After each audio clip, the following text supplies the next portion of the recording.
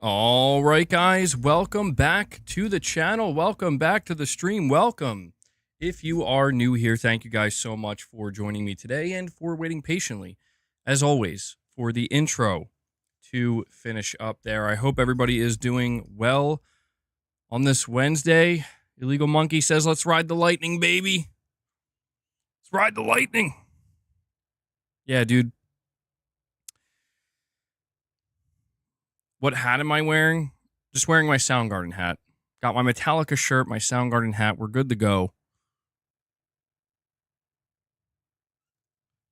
Irfin, you're saying you're sick. Oh, I'm sorry to hear that, man. I hope you get well soon. Being sick is the worst. It is the absolute worst. Mrs. MBG is actually, she's just getting over sickness now. Guys, we're at 43 likes, 7 more likes, and we hit 50. Thank you guys for that. Hitting like helps the streams. It lets me know you guys enjoy the content. It helps with YouTube's algorithm.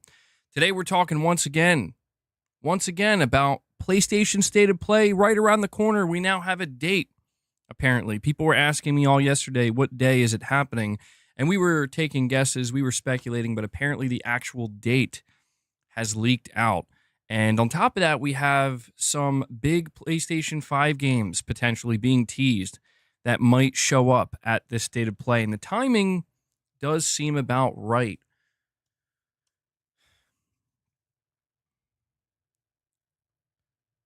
You were feeling like it's a Metallica day as well? Yeah, man. Every day's a Metallica day. But yeah, dude. Well, just to immediately let you guys know, February 14th. Would a State of Play have a better impact being on a Friday? Well, that's what makes this date interesting. This comes from PH Brazil, who is apparently a pretty well-known insider. I don't think they reveal too much about PlayStation that often. I think they reveal a lot of stuff about Nintendo. But he came out and he said that it's happening on Friday, February 14th, Valentine's Day. And it would be, I think, the first time that Sony does a State of Play on a Friday. MRPD says, do I need to cancel my date with my girl? We don't have a time yet. I'm hoping Sony doesn't do it in the evening because, you know, a lot of people are going to be going out for Valentine's Day dinner. Valentine's Day seems sus. Something's going on. What's Sony trying to do? What are they trying to do? They're going to break our hearts. That's what they're going to do. Especially if you're a Bloodborne fan. God forbid you're a Bloodborne fan going into that State of Play on Valentine's Day thinking, I'm finally going to get my Bloodborne remaster. Sure, buddy. Yeah, you go, man. You're going to get that remaster. Happy Valentine's Day. Sony's about to suplex Bloodborne fans once again.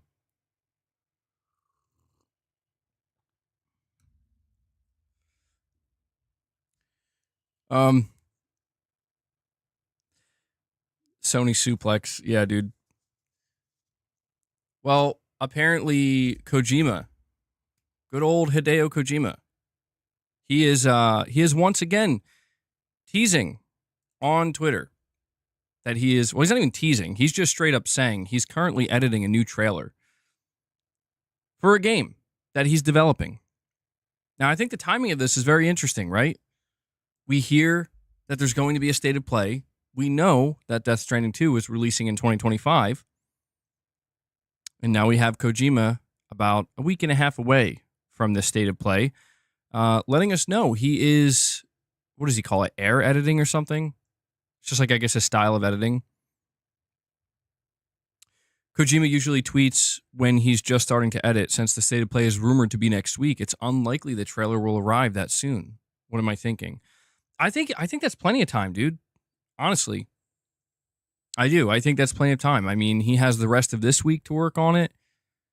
He has basically all of next week. I mean, I'm not sure how long it takes Kojima to do these things, but I could imagine him like in the next 10 days.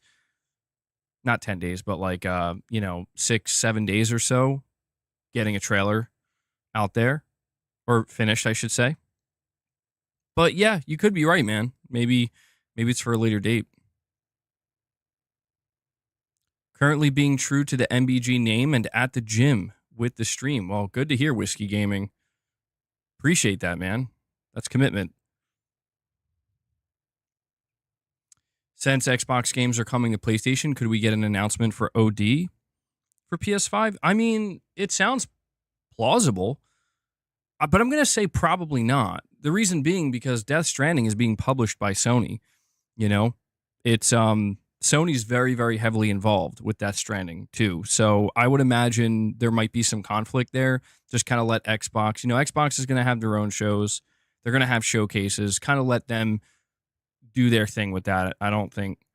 I think Sony would just want to focus on Death Stranding. Yeah, that's what I was thinking as well. Devil Shooter, you're asking if you can get a happy birthday shout out. Absolutely, you can get a happy birthday shout out, Devil Shooter. This is Devil Shooter's happy birthday shout out. Happy birthday, Devil Shooter. Really. Happy birthday, man. I hope you have a good one. You're an awesome community member. I appreciate everything you do here. Guys, wish Devil Shooter a happy birthday. Let's get some happy birthdays in the chat. If I had some kind of happy birthday soundbite, I would play it. But I don't. But I can give you this. Intense screaming for your birthday, bro.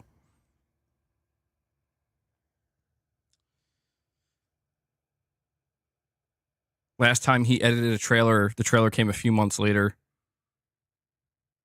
Yeah, maybe it's just coincidental.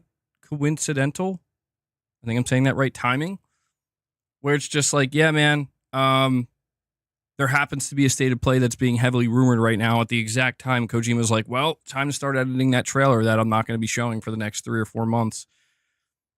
But I agree with what somebody said in the chat. They said it's like if it's a release date trailer, it doesn't have to be a long one. I mean, the last trailer we got for Death Stranding 2 was 10 minutes long, dude.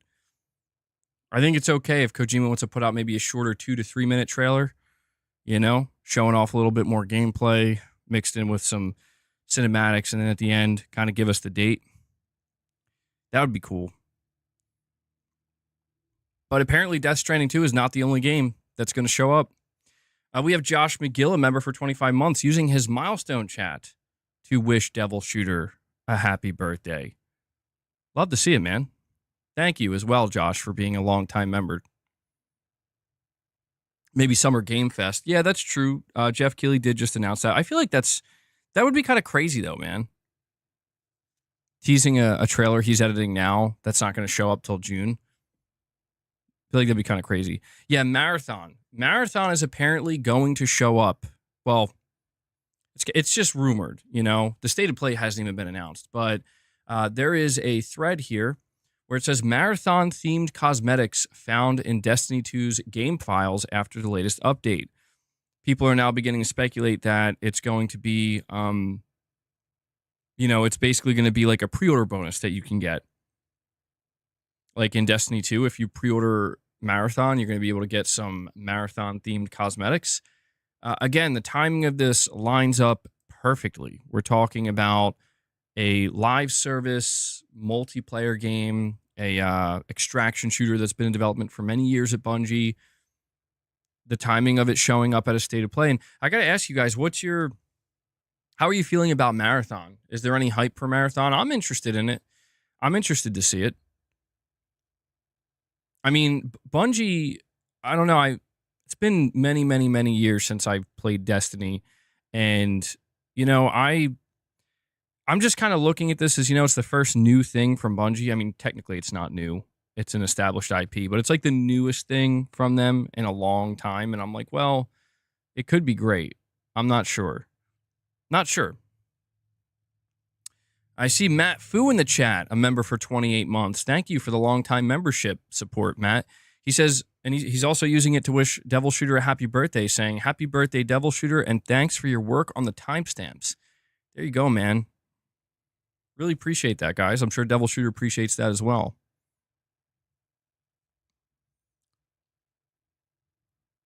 If it's like Escape from Tarkov, it's DOA. Well, it is going to be an extraction shooter, so it's going to have certain similarities, yeah. I'm just curious to see the gameplay, though, Bungie, I mean, they're skilled. They're skilled developers. So even though Bungie has really, the whole acquisition with Sony has kind of fallen apart to a degree. They still have skilled developers there that know how to make games that feel good to play. So I'm really curious to see how this turns out. Fire Sprite, ooh, I don't think so, man. It would be cool to see Fire Sprite at this state of play, but I don't think we're going to. I think Fire Sprite's a ways away. I think it's going to be some time before we hear from them. Saying live service isn't your thing, neither are shooters. Yeah, I mean, I don't know. I don't know how people are going to respond to it because we only have one trailer for Marathon, and it's a pretty cool trailer, but gameplay is really what people want to see. And the extraction shooter genre is not, it didn't really blow up to be the big thing that a lot of developers thought it would be. A lot of developers thought that the extraction shooter genre was basically going to be the next battle royale, and that's just not what happened. It seems like it does have an audience, and there are people, there are communities who definitely gravitate towards those types of games, but you could tell that maybe Bungie decided to create this new Marathon game hoping that it would kind of take off as like the next big thing, but I don't want to, listen, I don't want to assume anything because we all assumed with Helldivers 2 that the game was just going to be okay. Some people will play it and then look at what happened. You never know. Marathon and Fair games need to be released soon or canceled. Get the crap out of the way before we get the good stuff. Well, here's what I'm kind of thinking. I think we're going to see Marathon first before Fair games because I think that there's a lot of, I don't know, man. My read on Fair games is there has to be a massive amount of anxiety behind that game. Not just from the development team, but from Sony as well after what happened with Concord. So I feel like because Concord was the last thing that happened in their live service endeavor, maybe go with Marathon first. Because Marathon, I think, has a much, much higher chance of being good and, finding some kind of audience. So it will kind of help even out things a little bit. And then maybe after that, Fair games. I don't know, dude. I'm so curious as to what's going on with Fair games after the Concord situation. Very true, Irfan. Yeah. You're saying that the stated play date being on the 14th is the day after their earnings. Yeah. Yeah, that's true.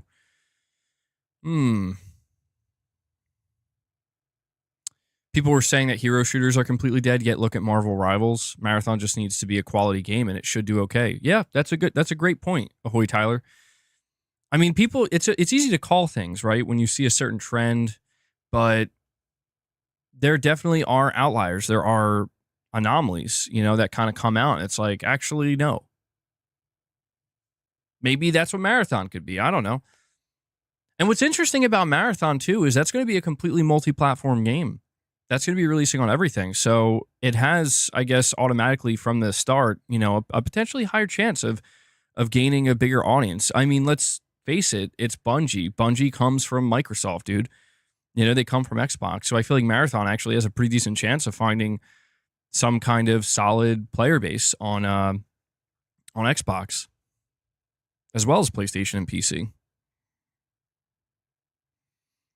Okay, you're saying Marathon can't just do okay. It needs to be a smash hit. I'll be honest, man. After what happened with Concord, I think Sony would be okay if it just does okay. I do agree with what you're saying, generally speaking, where it's like there was such a massive investment made into Bungie, dude. Like $3.6 billion that, like, yeah, you don't make that kind of investment just to hope that, if they just do okay. But I think at this point, Sony's just like, they've lost so much money and they've had to cancel so many games. They're just like, if we could just get something that's just does moderately well, it's something, and maybe they could grow it. Like, I think all Marathon really needs is just a solid player base, just some type of foundation that they can build off of, because they can take in player feedback. They can kind of, that Bungie knows how to do that. But they just have to make the foundation really solid, really good, really fun, have a really addicting gameplay loop. If they can do that, I think they can garner a player base and they can kind of build it from there. But it remains to be seen, man. Like I said, we only had that one trailer.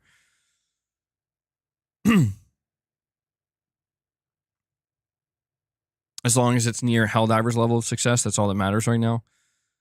I mean, dude, I'm going to be honest. I don't think Marathon's going to come anywhere near that. See, I wonder what Sony's expectations are. And I could be wrong, but I don't think Sony's going to release another multiplayer game that ever achieves what or even gets close to achieving what Helldivers 2 achieved. I think Helldivers 2 is truly that anomaly of like just the perfect game at the perfect time to just blow up. And I'm not saying it couldn't happen again. I just think the chances of it are very low. But Marathon could come out and shock everybody. It's, again, I don't want to underestimate Bungie. They are experts in this field and with these types of games. And so they might come out and we might be like, holy shit, this looks amazing. Or, people will look at it and be like, oh, yeah, it looks okay. I think the biggest problem would be if they show Marathon and people are looking at each other like, well, that looks underwhelming. That doesn't look very good. Sony would get more value from Bungie's knowledge and dev talent more than they will from Marathon. Interesting thought there. Victor, you're saying Marathon must be canceled.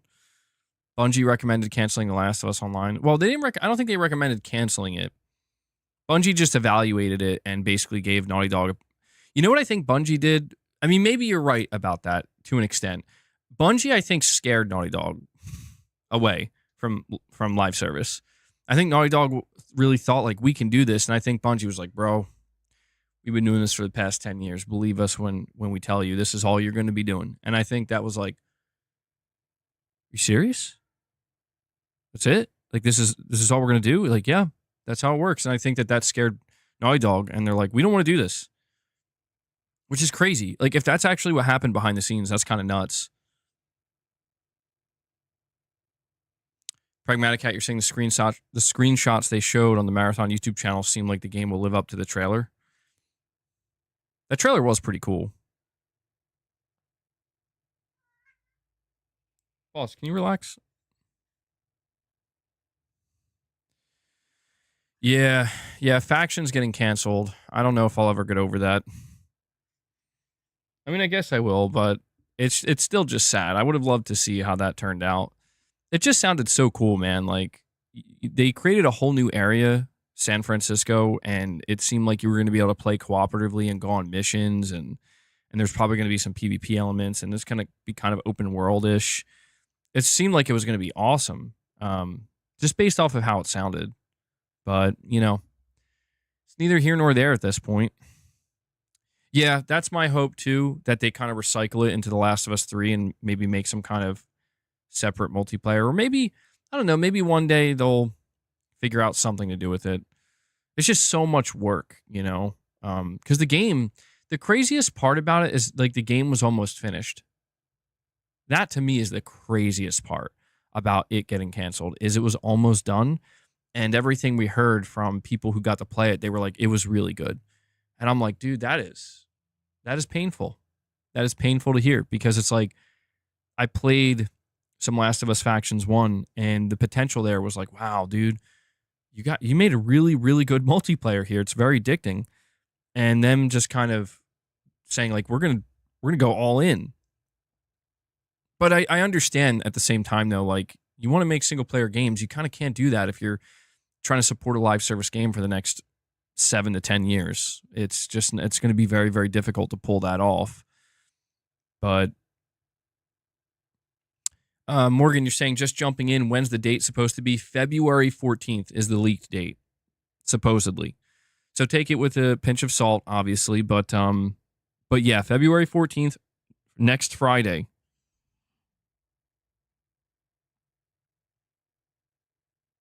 You wanted Faction so bad, but we would not be getting The Last of Us 3 or Intergalactic if it would have launched, most likely. You know what's weird to me? I think we still would have gotten Intergalactic because Intergalactic apparently it's clear that Naughty Dog had two teams. One team working on Intergalactic, one team working on The Last of Us multiplayer.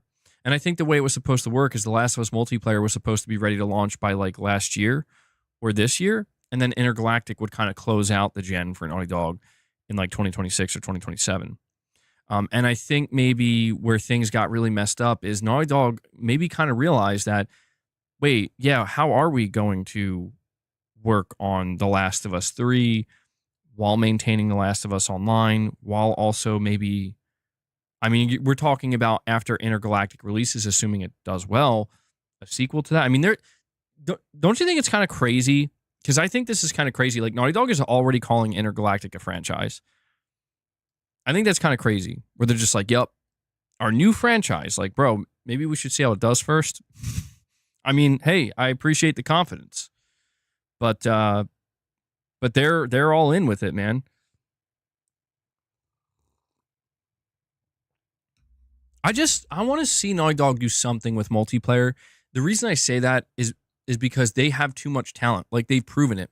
I know people loved Uncharted 4's multiplayer and the previous Uncharted games and The Last of Us multiplayer. And it's like, you guys have a talent. You have skill in this field. And I just think it shouldn't be like you do nothing in multiplayer. Even if it's just something that's tacked on, I would take that.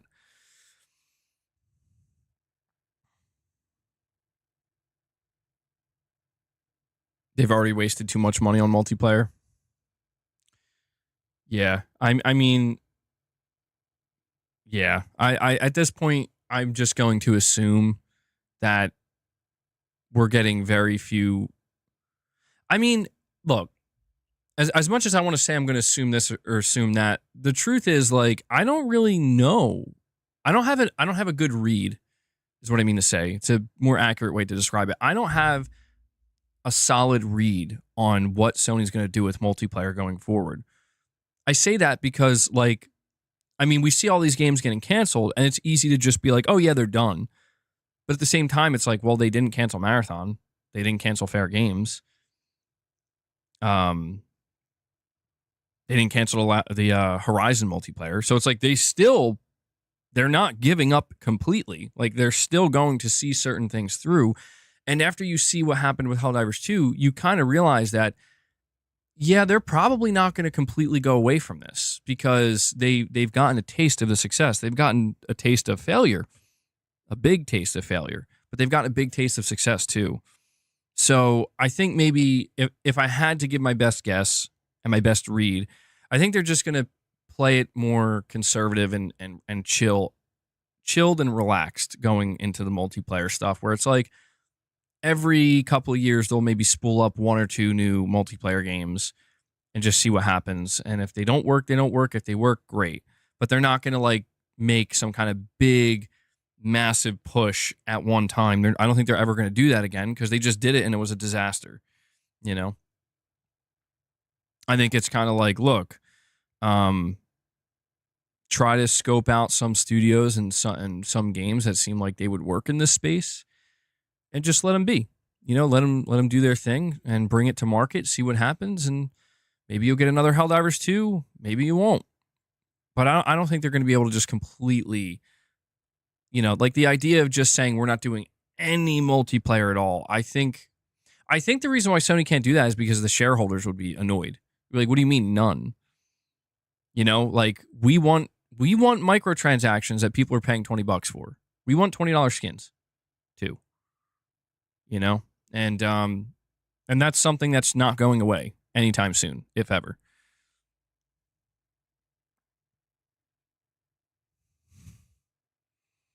What? Digital dude, bro. What? What is Digital Dude talking about, man?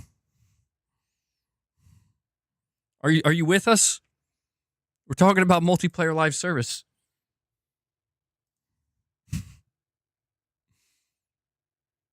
It's funny how Helldivers made enough profit to cover Concord's losses. I mean, yeah, basically, like, they canceled each other out. Well, Sony, congratulations. You did a full 360. You're right back where you started. Well, I think that Sony, I think the smartest way they could do this is kind of like what I said. Just make sure the bulk of your studios and the bulk of PlayStation studios are working on single player projects, because I think that that's what people really want. And if you want to take like 15%, give or take 15, maybe even 20% at most, and kind of have them working on certain multiplayer things that, you want to kind of play test and see if there's really potential here, and then if there is, maybe do more with it, then yeah, I think you should do that too. But I think, at all times, 75% or more, right? 75% of PlayStation studios or more need to be working on single player, because I feel like we just saw Sony get way too close to kind of ruining that, And it's like I said, not to just keep harping on it, but you think about what this generation could have been, right? You think about what the PS5 generation could have been if instead of 9 to 10 canceled live service games, we get even just like 5 or 6 more single player games, whether they be AAA or AA, to kind of supplement, the games that we still have coming. I feel like that would have been a lot better. I think the feeling for this generation would have been much, much more positive. People would have been way more like, oh yeah, this is great. Like, this is a really, really, really, really strong ending to the generation. But yeah, I'm curious to see what Sucker Punch is doing. Ghost of Yotei, I mean, we know what they're doing now single player wise, but Ghost of Tsushima Legends was such, I would say, a surprise success. And actually, Sony announced a Ghost of Tsushima Legends anime. So that's not coming out for a couple of years, but it seems like they might want to do a lot more with that. And I think they should. That's what I mean. It's like, dude, the potential is there. I'm not saying that you should make Sucker Punch, don't make them become a live service studio, but see if you can just like grow Sucker Punch to a degree where it's like now you have basically 2 teams. One team can kind of work on Legends, because I think there's way too much potential there.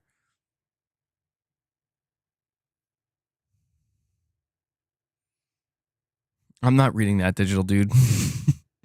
I'm stressed out just looking at it.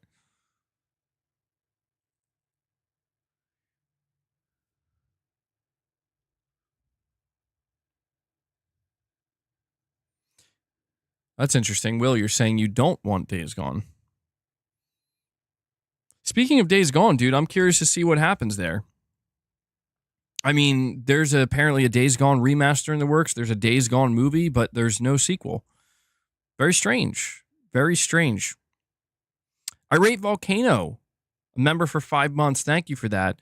You're saying it's my birthday and I'm treating myself to a DualSense Edge. LOL. Well, happy birthday, Irate Volcano. It's also Devil Shooter's birthday. So you guys share a birthday. Very cool, man. Let me know how you end up liking the DualSense Edge. I have one. I've been using it for a while now, and I've thoroughly enjoyed it. I think it's a great controller.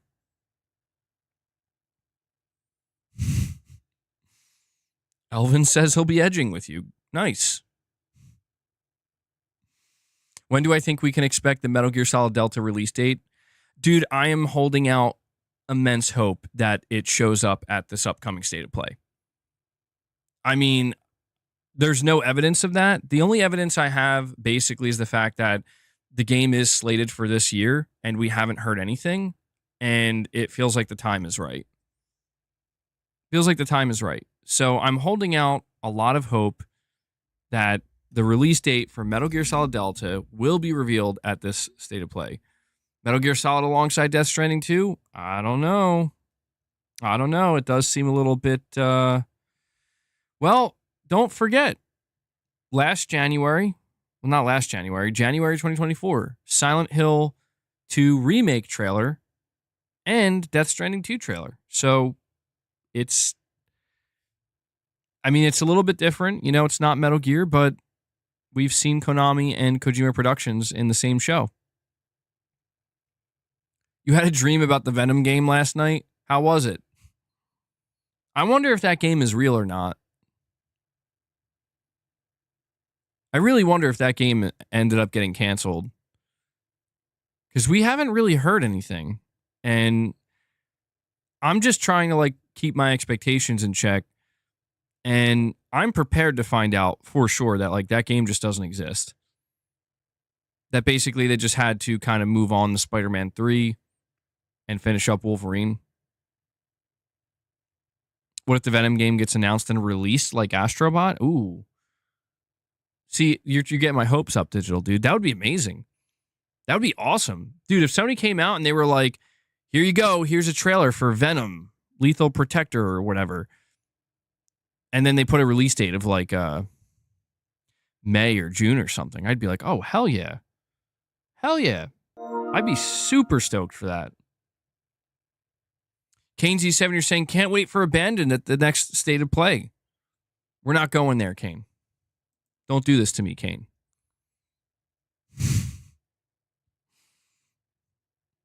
Don't take me back. I don't want to go there again. I see people talking about Silent Hill F. Yeah, that game was rated recently. So actually, it could show up. It could show up. Yeah. I feel like right now, Konami has some good momentum with Silent Hill. And I think this would be a good time for them to be like, here's our new one. Really curious about this one, though, because I feel like Silent Hill 2 Remake, no matter what, you know, it's a remake. A brand new Silent Hill game from a new team making it. I feel like this is going to be the true test for Konami and Silent Hill. So it could show up.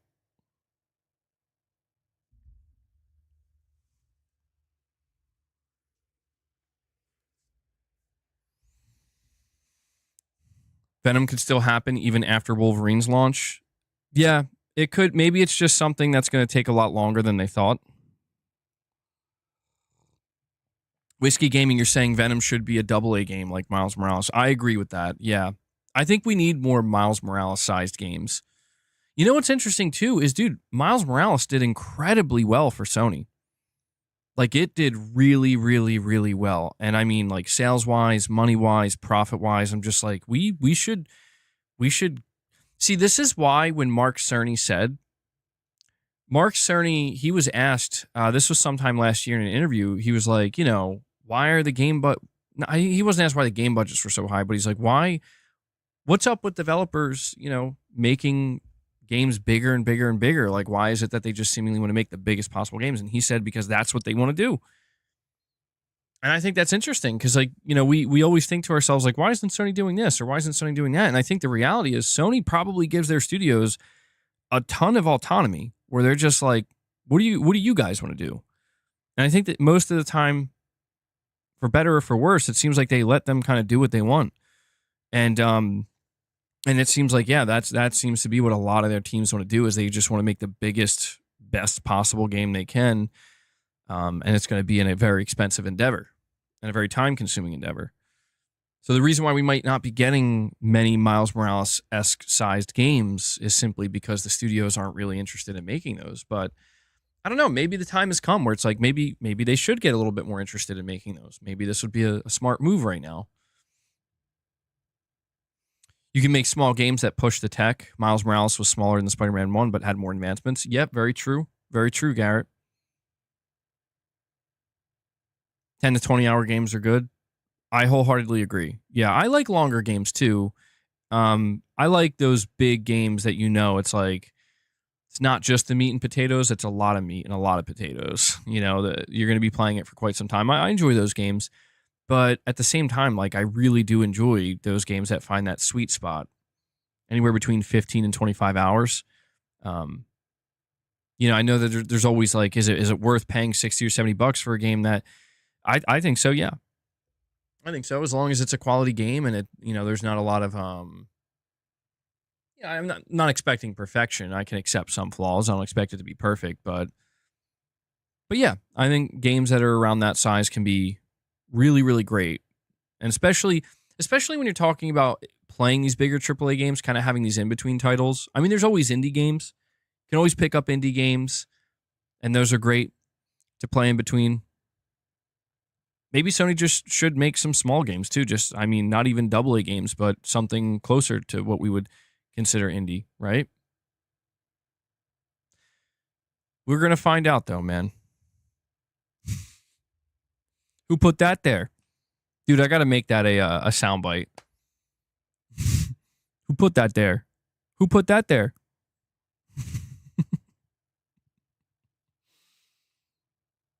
Oh, it's too good, man. It's too good. Summit, you're saying the only game you want is GTA 6? Yeah, I mean, dude, I was thinking about it this morning. I'm like, when are we getting that GTA 6 trailer number 2? I'm not in any rush. Just wondering. Just wondering. It feels like, I mean, again, Take-Two's earnings call is tomorrow. So Take-Two Interactive's earnings are tomorrow. Sony's earnings are on the 13th. State of Play is on the 14th. I don't think GTA 6 is going to show up at a State of Play, no. But I could see maybe a GTA 6 trailer 2 coming in the next month or two. The timing seems about right. I mean, listen, if it's still targeting 2025, I feel like we're kind of at that point, you know? It's like we're getting closer. We got time, but we're getting closer.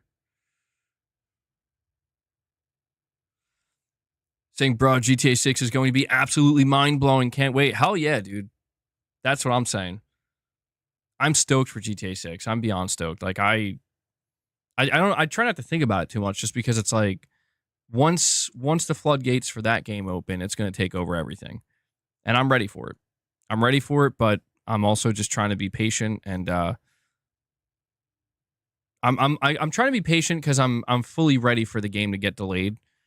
It would be great if it didn't, but I'm fully ready to find out it's not coming till 2026. That's true. Yeah, that's true. They did reaffirm like 2 to 3 times to investors that they are on track to hit their 2025 release. So if there was a delay, it would kind of be like, oops. Illegal Monkey, a member for 5 months, says, soundbite request, the movie No Holds Barred, where Hulk Hogan says, what's that smell? And the guy replies, Dookie. Illegal Monkey. I'm not familiar with this. No Holds Barred. I'll have to try to keep this in mind. Maybe I'll check it out in the members lounge. I'm waiting to see if Corey Landiga shows up today because he requested a soundbite yesterday, and I was able to get it for him. So the next time he shows up, I'll play it.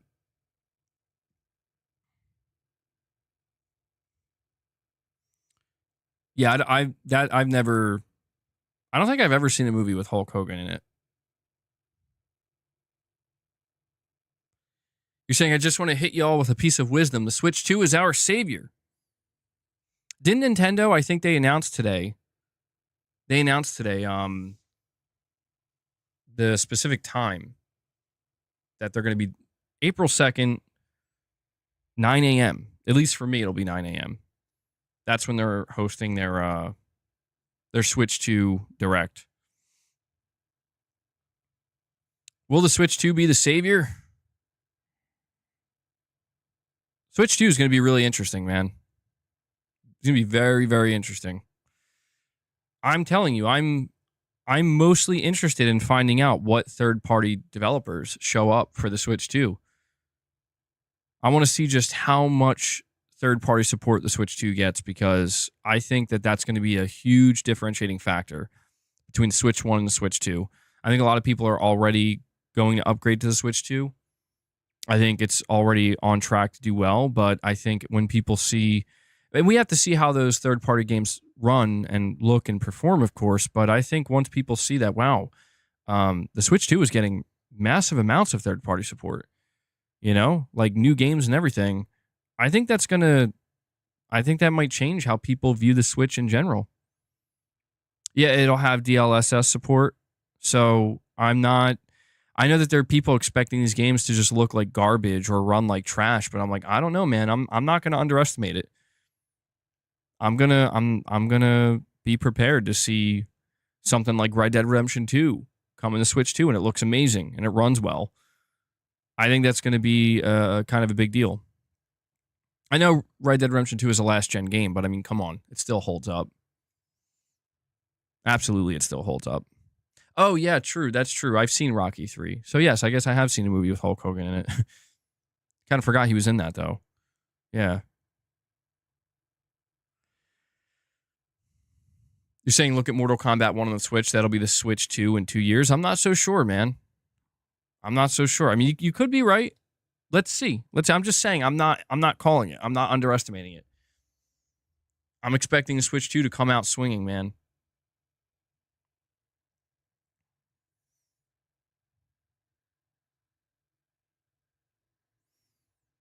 You're saying the Switch only had one Mario Kart game? You want to put money on it, Nobinzer?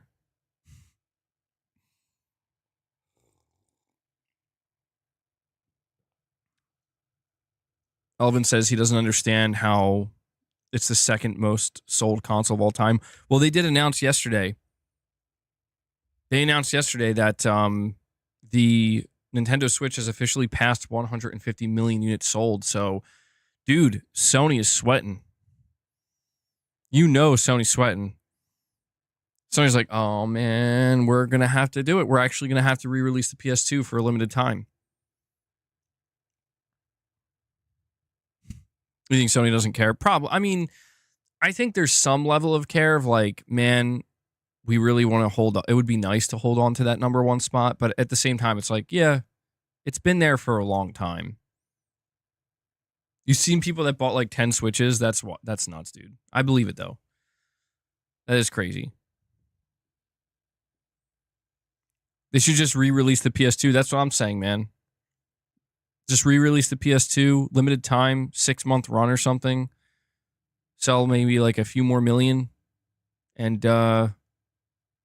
it's like, oh yeah, you know, we're at 164 million now. Nintendo.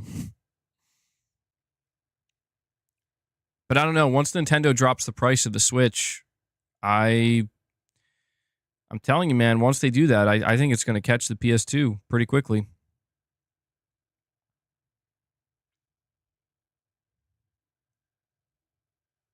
Yeah, that Nintendo did do that. They released a lot of special edition Switches. And I guess, yeah, for a lot of people, that's good enough reason to double dip. Garrett, you still have your PS2? I haven't had a PS2 in a long time, man. PS2 was such a legendary console. I mean, it was pretty much the GOAT. PS2 was the real deal. I remember I had the original model PS2, and then I eventually got the slim PS2. And the slim PS2 was crazy. Like, I remember being shocked at just how small it actually was. I'm like, yo, this is kind of nuts. But I think I like the original better. The original PS2. It just looks good. Hellbound, you're saying you never had a PS2. That's surprising, man. It was such a great console.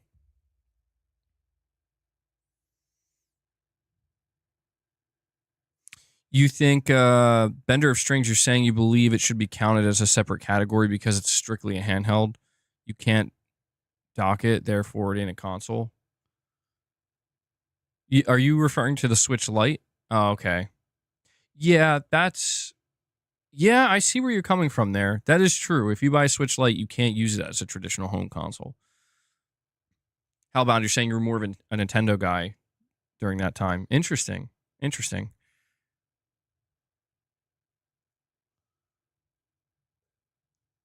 You're saying YouTube sucks. They just took away the option to have the text messaging on the TV? Huh. That's annoying. I wonder why. Hellbound bought a GameCube for Resident Evil 4 day one. I'm pretty sure I got a GameCube for Resident Evil 4. I begged my parents for it because I was that hyped for Resident Evil 4.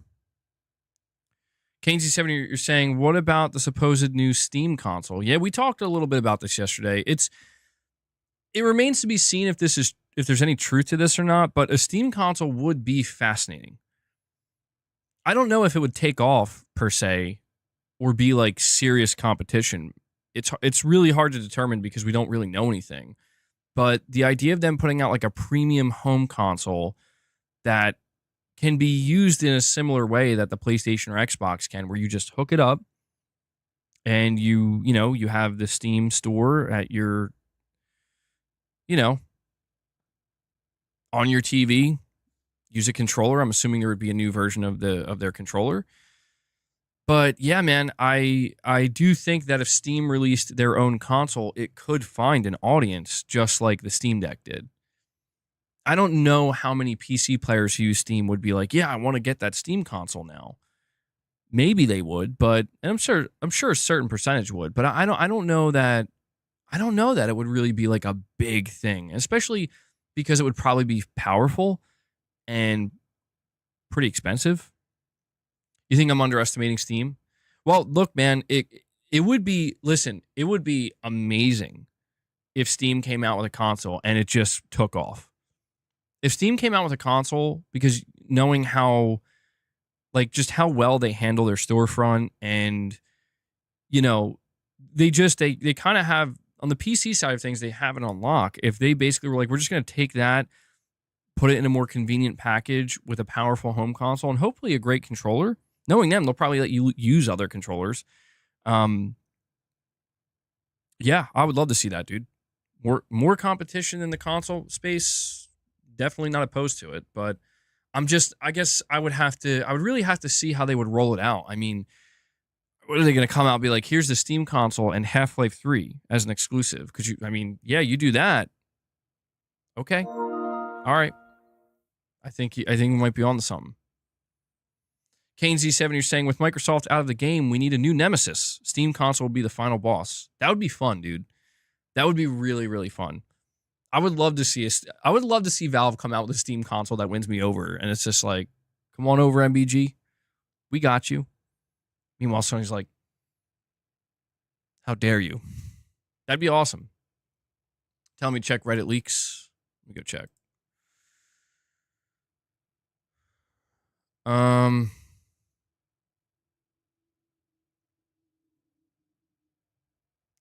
Irfan, what am I looking for? There's a lot of stuff going on. What Reddit leak am I looking for specifically? Starfield coming to PS5? Hold on. 8 minutes ago, Starfield news next week.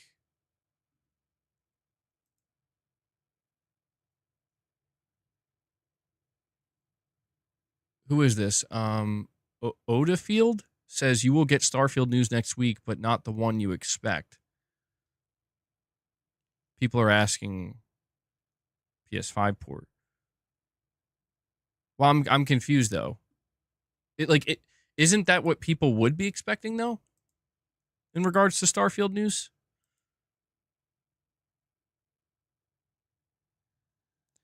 Oh yeah, he said next week, dude. Yo, I don't know if OK's here. Okay, I'm on to you, bro. I'm on to you. I know who you are.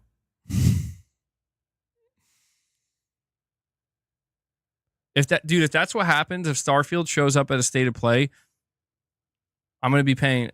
I won't be surprised if I don't see OK here anymore, because I'm pretty. He called it.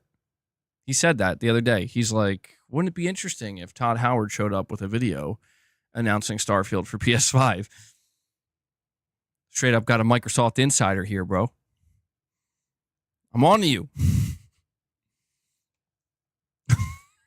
He's actually Herman Holst.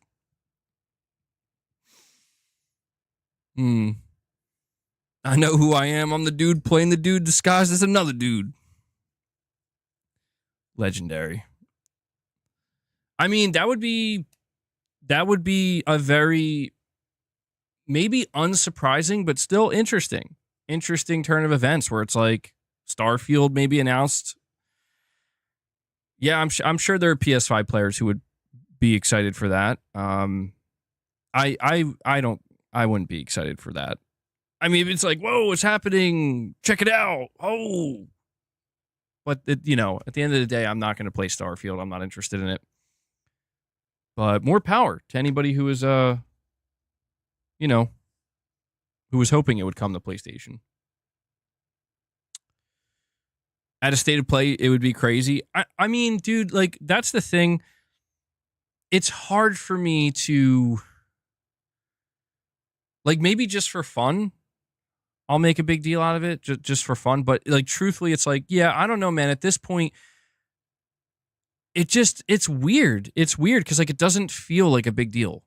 Like, the only other thing that can happen at this point that feels like a big deal, that feels like, holy shit, it happened, is Halo. And I say that as somebody, again, who's like, I'm not even like, yeah, I'm dying to play Halo. No, it's just, it's monumental and like, wow, there it is. Like, that's it. Like, it's fully, the eclipse is complete. You know what I mean? Where it's just like, all right, I never thought this would happen. I never thought it could happen. And yet here it is. Something like Starfield, I mean, yeah, it is a little strange to think that, like, in 2023, I mean, this was the game that Microsoft was like, yeah, Gamepass and only on Xbox consoles. And it was a big deal, the fact that it wasn't coming to PlayStation. And then it's like, okay, well, here we are. Here it is.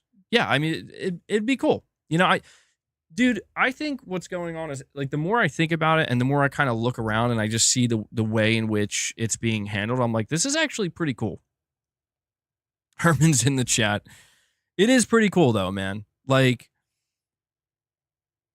it's just funny to me in a way where it's like, who knows? You wake up one day and, like, here you go, Forza's coming to PlayStation, man. It's like, oh, well, shit, okay. Yeah, here's some Age of Empire Definitive Edition, and we got more coming. It's like, okay, yeah, I mean, sick. More games. That's not a bad thing, That to me is kind of the interesting part about Starfield specifically, is there were reports that as soon as, like, Microsoft acquired Bethesda, they were like, stop working on the PS5 ports, so they basically canceled them. And then the idea that they had to, like, start it over, or not start it over, but, like, go back to it and then finish it. Because, I mean, it is true that Starfield was in development at one point in time for PlayStation already. And that's why people were asking, like, is it going to be an Xbox-only game, or is it going to release on PS5? But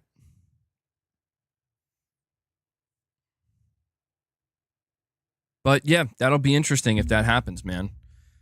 Listen, here's the big thing about that. That if Microsoft shows up at a state of play, the chat's going to go wild. Not my chat. I'm just saying, like anybody watching, it's just going to be like, whoa, people are going to be freaking out. What's on my cup? It's Metal Gear.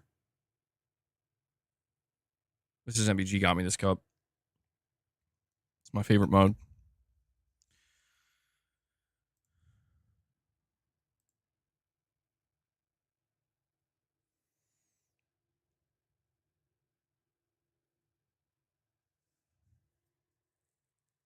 Oh, yeah. I mean, yeah, that's a big part of it. If Starfield does come to PlayStation, what you can expect when it comes to modding.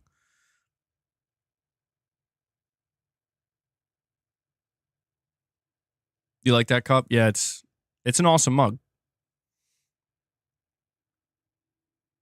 Jack, you're saying you're going to go wild. It's a hysterical moment. We are witnessing history unfolding.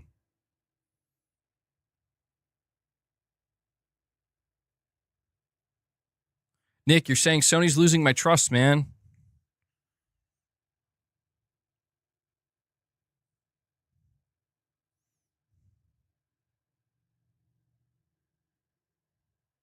RC Young, you're saying it's a bad thing for hardcore Xbox only gamers. Xbox is going to have a hard time convincing gamers why they need to buy an Xbox.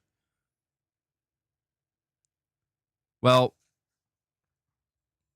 I've seen I've seen a little bit of everything, man. I've seen people saying they're going to be leaving Xbox and going to PC. They're going to be leaving Xbox and going to PlayStation. I've seen people saying that they're going to continue to play on Xbox. I've seen people saying they're going to buy the next Xbox. And I think in the grand scheme, I just don't think it matters to Microsoft anymore, man.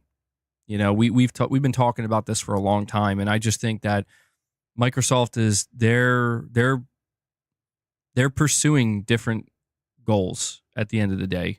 And you know, the idea of just seeing Forza casually announced for PS5 on Twitter one day, and then now people speculating that is Starfield going to show up at a state of play, it's like, I mean, there could not be a more clear cut situation that tells you like, oh yeah, okay, they're pursuing something completely different here.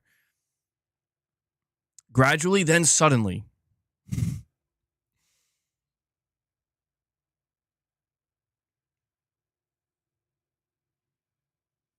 Kane Z7 says, I like how when MBG talks about rumors and leaks, he always wears his Illuminati hat. Anything can happen at that state of play, but we better check our hopes. That's what you call this hat, the Illuminati hat? Yeah, don't look directly into the circle here. You're going to get hypnotized. Thank you for that, Kane.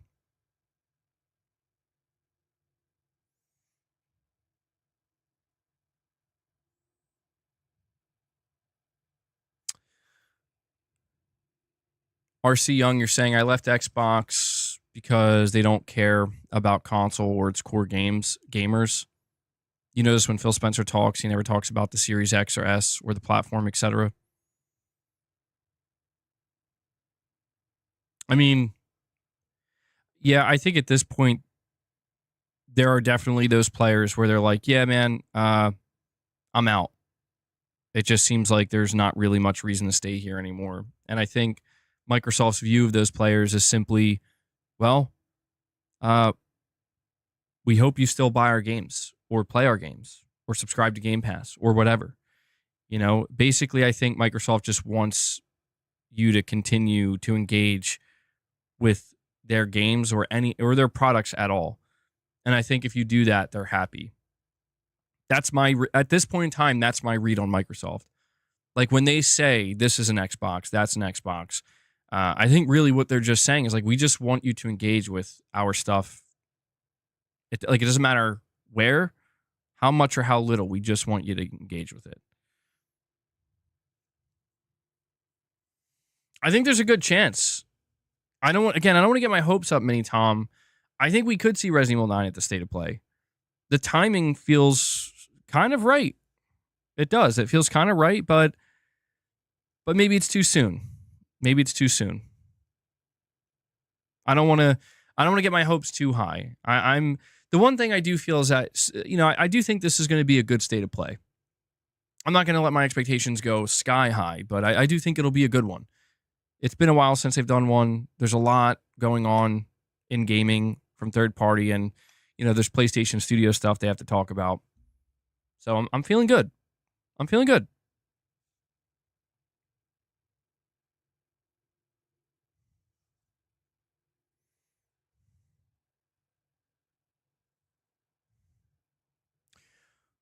RC Young, you're saying platform, ecosystem, and exclusive content is what matters to me.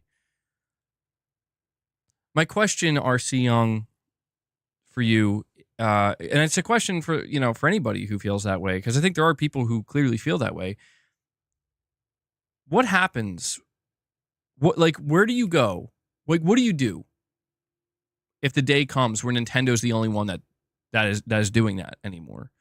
Sony's still doing it to an extent, but I'm just curious because people have asked me that question, and it's an interesting question because it's like I start to kind of realize, like, you know what? Actually, I don't really know what I'm going to do. I mean, you could go to PC. I'm not going to go to Xbox. I'm going to get a Switch too, but I would never make the Switch 2 my main place to play my games. So it really does kind of, you know, you're saying you would just buy Nintendo and a PC. I think a lot of people would do that. But I guess the question is how many, right?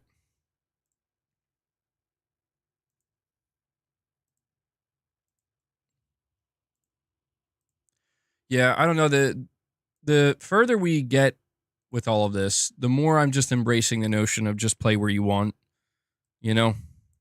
Truly. Like I've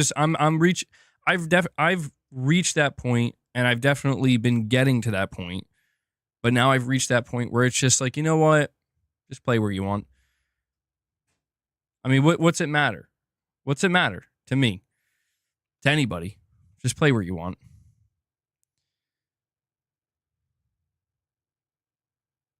Mini Tom says, I am a gamer. I play on everything.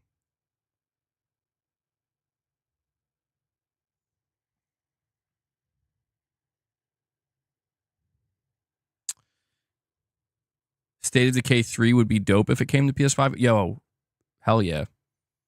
That's what I'm saying. I can't wait to see more State of Decay 3. They showed it off at the Xbox showcase last year, but it was you know, it definitely it seemed like they showed some gameplay, but I just want to see more of that game. You want Halo skins and Helldivers 2? Now that would be interesting.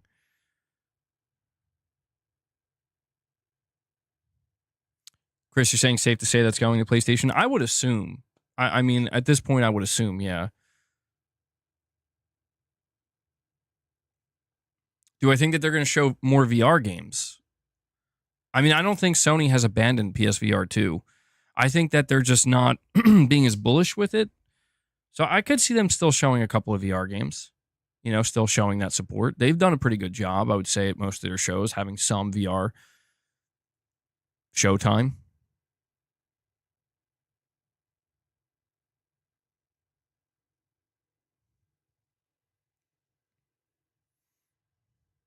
You are also a gamer if you play on one system. Yeah. Yeah. I mean, everybody's going to have their opinions with this type of stuff, right? And it just shouldn't matter. Like, just listen, just do what makes you happy. That's my new motto. Do what makes you happy. For some people, it's playing on everything. For others, it's just sticking to what they're comfortable with. Just do what makes you happy. Life's too short to be miserable about a hobby, you know? New merch, do what makes you happy. There you go. Good idea, Mini Tom.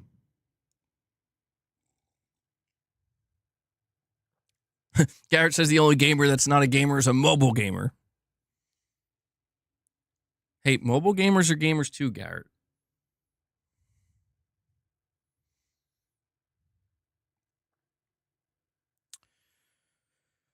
Nicodemus, you're saying PS5 has issues this generation, but overall has been the best place to play by far, especially for the money. All right. Yeah, I mean, I've had a good time this generation. Would have preferred it to be better overall. It's not over yet,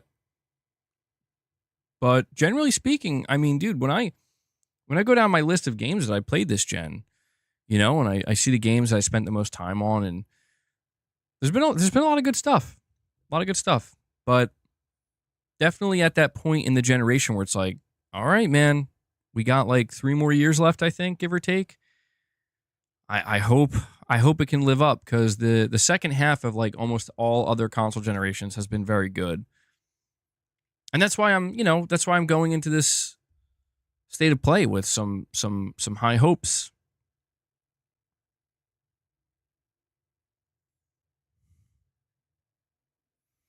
Wow, Bender of Strings, damn.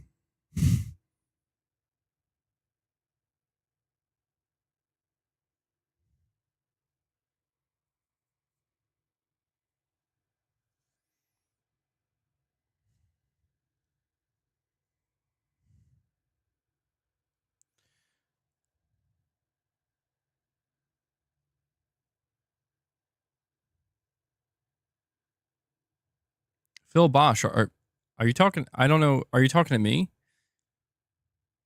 I can't tell.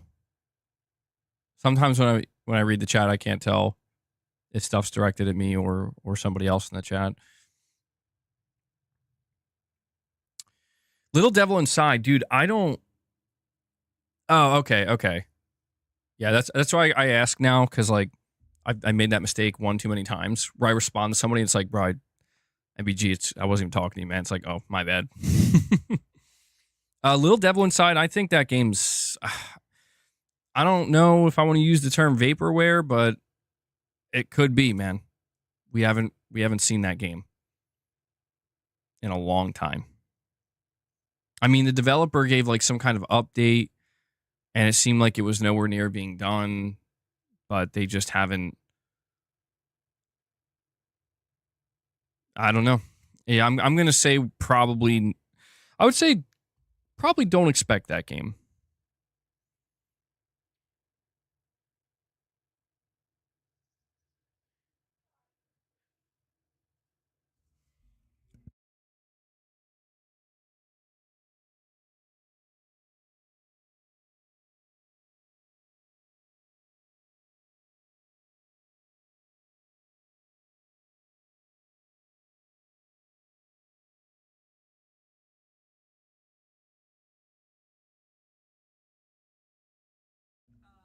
Yeah, that's awesome. Sorry about that. Mrs. MBG was telling me something.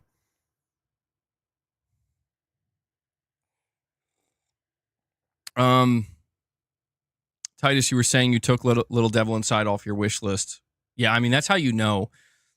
That's how you know a game might never come out. When you get to that point where you're like, I'm just gonna take this off now. That's sad. A lot of people were excited for that game, man. It seemed like it had. Look, maybe it'll still show up somewhere, but I'm not convinced. I'm not convinced.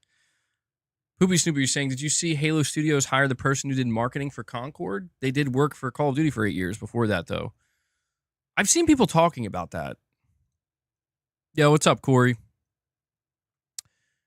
You finally deleted Abandoned from your SSD. Well, Hanzo, I'm proud of you, man. I know that must have been hard. That takes a lot of strength. Good job, Hanzo. You did it. Pragmata. Yeah, dude. When we were watching that Capcom show yesterday, people were like, yo, I hope Pragmata shows up. I'm like, I don't think so, dude. He abandoned.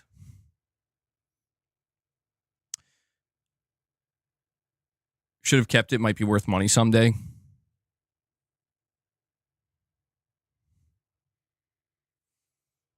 Nick, you're saying, I think Corey kept me a member for 15 months. Silent Hill Townfall. Oh, I forgot about that.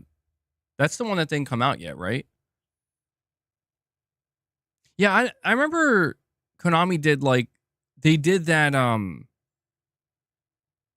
Silent Hill transmission. It was like a showcase for Silent Hill, and they only did it like one time.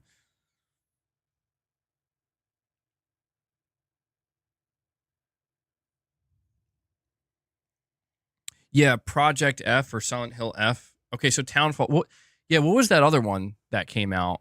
It was like a train wreck. I don't think anybody even remembers the name of it. Ascension? Is that what it was? Silent Hill Ascension? And like they had a no, not Short Message. That one came out too. Dude, Silent Hill Ascension was like, it was such a joke. They had like emojis you could use, and one of them said like trauma, and it's just like, whose idea was this?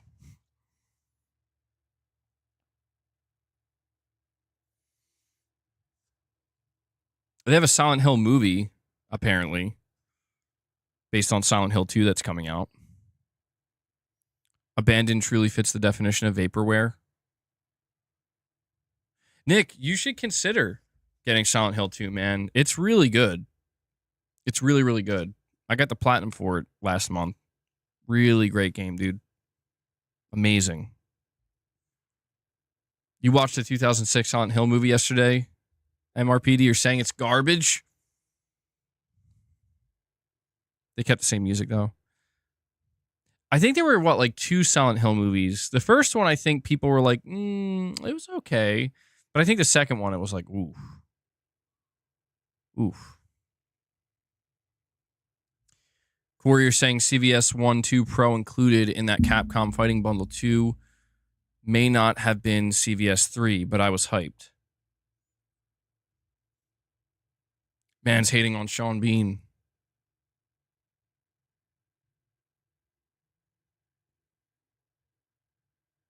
I feel like, guys, I need to know if I made this up in my head or not. Was there a trailer for Silent Hill, this new Silent Hill movie?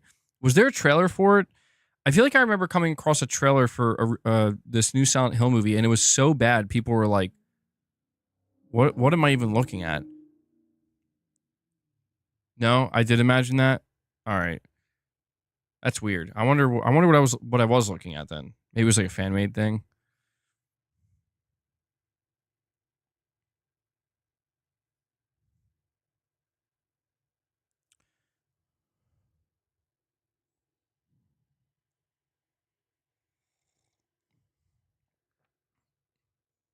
I'm in Silent Hill. I mean, every now and again, man, it's rare, but every now and again I get like thick, heavy fog outside and I'm like, I'm in Silent Hill. Oh, okay. Thank you for that, Josh. Mad TV ended May 16th, 2009. Yeah, I knew it was a long time ago, man. That's crazy. That is such a long time ago.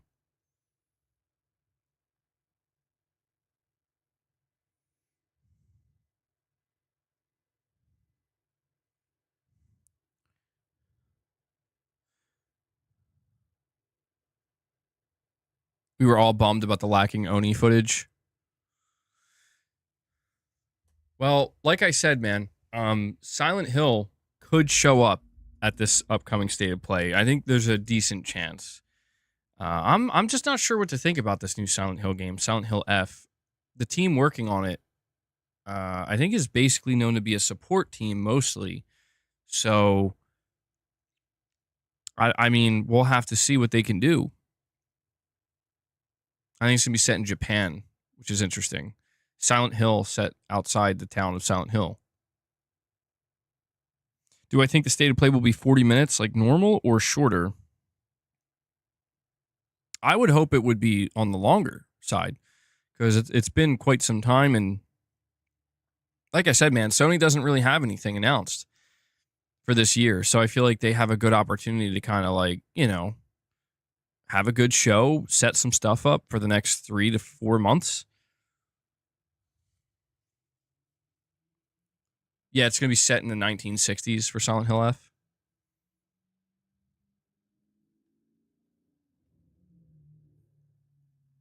Imagine a GTA 6 trailer release date gameplay. Ooh, no way. No way, dude. Garrett, you're saying we need one new unannounced first-party game to show up and a Yote release date? I mean, I want to say that's within the realm of possibility. When you talk about an unannounced first-party game, though, I don't know if it'll be anything big, per se. Could be something like medium-sized.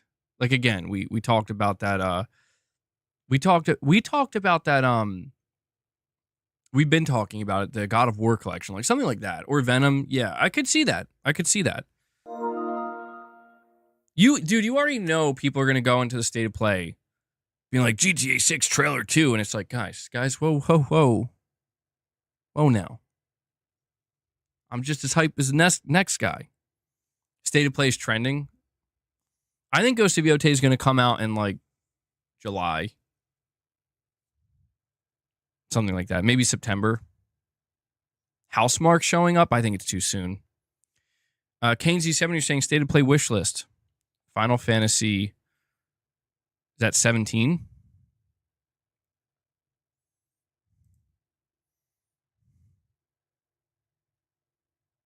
GTA is getting delayed till 2030.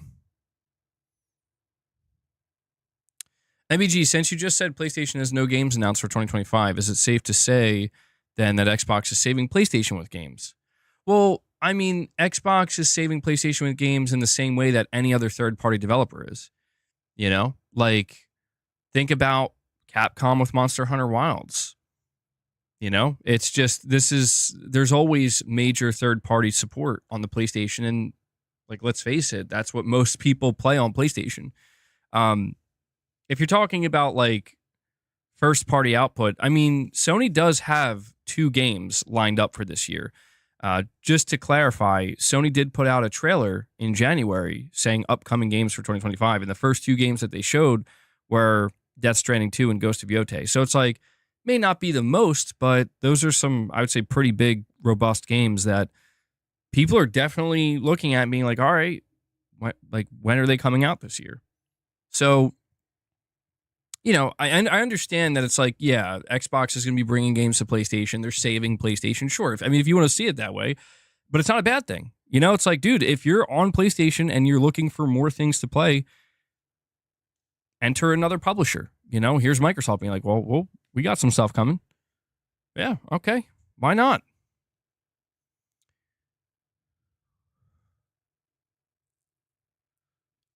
Luke, you're saying, MBG, I'm freaking out because everyone's always talking about Xbox. Why is the media and Sony letting Xbox win? Corey, toaster strudel box can rest in peace? I'm confused. Luke, relax, man. It's okay. Nobody's winning or losing here. It's all about exclusives, MBG, not just first party. Don't be like these other dudes. Well, I mean, dude, it depends on what you mean by exclusive. What do you mean by exclusive? Do you like, as of right now, dude, Sony doesn't really have exclusives in the way that people traditionally talk about them. They have timed exclusives, and that's fine. That means something to people, but you know, it's like, for example, when I think of Death Stranding 2, that's going to go to PC. Ghost of Yotei, that's also going to go to PC. It might, maybe not day one, but it's like, that's what makes it tough to talk about it. That's why I don't really care to have the conversations anymore about exclusivity. I'd rather have the conversation about PlayStation Studios games, right? Like what are those games? How are they looking? When are they dropping? I'm not necessarily jumping on the bandwagon that Sony's going third party, it's over. It might be. But would it be over? No. That's the thing, man. Like, listen, I'm going to drop a truth bomb on you right now. You ready? Astrobot DLC? Yes. Wait, this is interesting. XS says, MBG, don't Xbox fans realize that it's PlayStation that is saving Xbox? If Sony refused to put Xbox games on PlayStation, they'd have no one to sell to and keep declining year over year. I mean, that's an interesting angle. That's an interesting way to look at it, yeah. That would be so petty of Sony. Holy shit. That'd be wild if Sony was like, nah, bro. Sony would become the biggest villain in gaming. Like, I mean, the biggest villain. Like, everybody. How could you defend that? But yeah, you're right. If Sony wanted to be like an evil villain, you know, caricature, they could do that. But it's free money for them, dude. You know? It's good for Microsoft. It's just good business. But I'm going to drop a truth bomb right now, okay? You ready? The Breadbox Series waffle.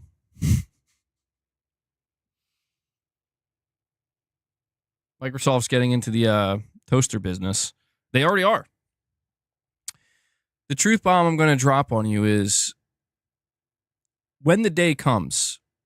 You ready? Remember I'm saying this. Mark the calendar. February 5th, 2025. When the day comes that Sony decides, you know what?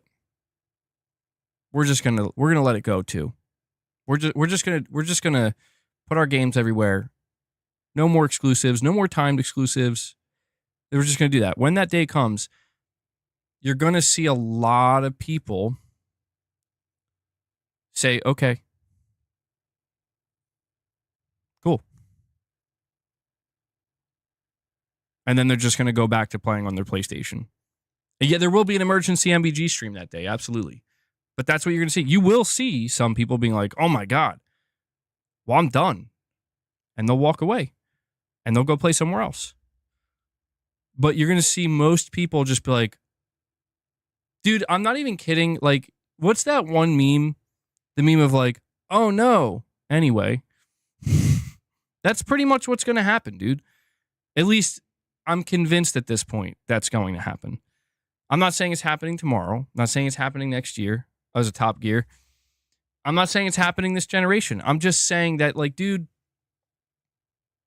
when I like take a step back, like when I remove myself from what anybody else is saying, I'm not reading posts on Twitter.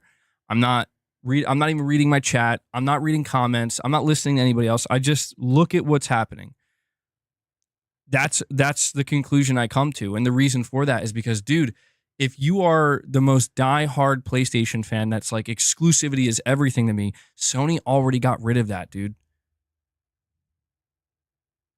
Like, that's the big thing, is like they already got rid of that at the beginning of this generation. Once they announced Horizon Forbidden West on PC, God of War Ragnarok on PC, Spider-Man 2 on PC, Returnal on PC, Ratchet & Clank on PC. And apparently, if the rumor's true, the only reason Demon's Souls isn't on PC is because they were having trouble with the engine, which makes a lot of sense because I'm like, why wouldn't you put that on PC? I'm just saying, like, dude, if you want to just really get down to like the root of it, like, what are we looking at here? It's just that simple, dude. If you buy a game, like if you buy a PlayStation 5 and your sole reason for doing so is because I want to play Wolverine, you have to do so knowing that game is going to go to PC. So there is a timed part of it, like, but you can't look at PlayStation the same way you look at Nintendo. When you look at Nintendo and you say, I'm going to buy a Switch 2 to play the next Mario or the next Zelda, you're doing so knowing you're never getting that anywhere. Ever. For any reason. There is an inherent difference. And so one thing that's also important to acknowledge is Sony is shifting their dates as well. So like, for example, with Wolverine, if somebody says, I'm going to buy a PS5 to play Wolverine because it's exclusive, you also don't know when it's going to go to PC. It could be 6 months. Could be a year and a half. Could be 3 years. You're going in blind. So I just think that at the rate things are going, man, you know, seeing how toxic everything has become, it's just like, yeah, at the end of the day, I think a lot of people are in this for reasons outside of just enjoying games. And sometimes I definitely get caught up in that. And at the end of the day, I kind of just feel shitty about that because it's like, well, that's not why I'm here.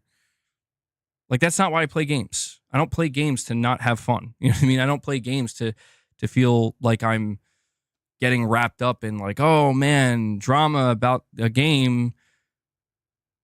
It happens sometimes, but that's not like the real reason. You know what I mean? That's just not true to why I have ever played games. But yeah, man, I really think that's what's going to happen at the end of the day. I think that there's a lot of people they're hoping that Sony. There's basically two camps. On camp A, you have, I guess you could say like fanboys, or if not fanboys, just really, really passionate PlayStation players that are like, Sony, I want you to go back to doing things the way you did it for the last 4 generations. Go back to that. And then on the other side, you have Group B, which are people who they're absolutely hoping Sony does the opposite, that they want Sony to follow what Microsoft's doing and just rip the Band-Aid off, go all in, man, or at the very least with PC. I don't know if Sony's going to just start putting games on Xbox. I'm not anticipating that. Because I just don't even think that might. I think we're going to reach a point where that's not even remotely justifiable. But with like PC, right? Like just rip the Band-Aid off with PC, maybe even Switch. We saw that with Lego Horizon. And I think that there's a group of people that want to see that happen. And I just think the reality at the end of the day is these two groups of people I'm describing, like, this matters way, way more to them than it does like 97%, you know, of everybody else. Like, I think I said that wrong. Like 97% of people, I just don't think give a shit. At the end of the day, I just don't think they care, dude.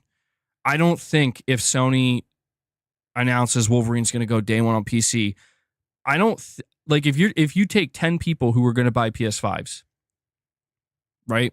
And Sony announces Wolverine's going to be day one on PC, I think maybe at most 2 out of those 10 people go to PC, maybe even 1. I don't think you're going to see 5 out of 10 people be like, yeah, I'm going to go game on PC now. I don't think that's how this works.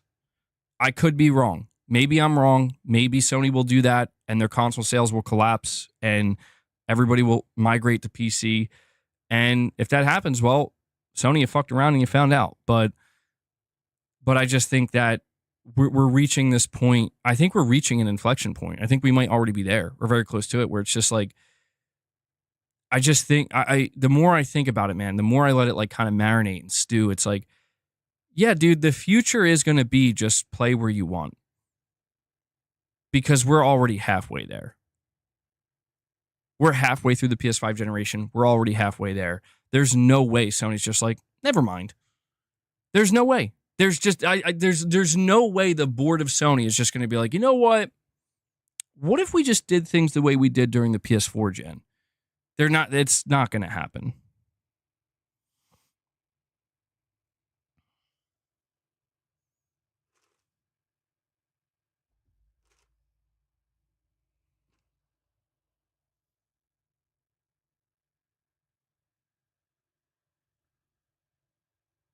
But you see, I like to think that, well, you're asking why would Sony follow the losing strategy? Wabu Dude, I'm sorry, man. I missed your super chat. Wabu Dude, you're saying, I'm not concerned about where PlayStation games are released. I enjoy playing on the PlayStation console. I'll continue to buy and play games on it. Well, that's what I mean, dude. I think most people, like, listen, I think right now you will see people that are like, I'm not going to support PlayStation anymore. I'm not going to, I'm done with Sony. I'm out. I think you will see people saying that right now. But I think at the end of the day, if it actually happens, I think they're going to be like, all right, you know what? Maybe I overreacted a little bit. I think you'll see that. And Corey the Legend Landiga comes in with the 10 bomb. Corey, I got it for you, bro. I'm no hero. Never was. Never will be. We got the soundbite, bro. Corey, thank you for dropping 10 member gifts, man. He does it in the name of boss. Dude, I miss Metal Gear Solid 4 so much. That old Snake theme. You can thank Corey for that soundbite. He requested that one. It's not time yet, boss. We'll give it a little bit longer. We'll see if we could get there. He's like, please.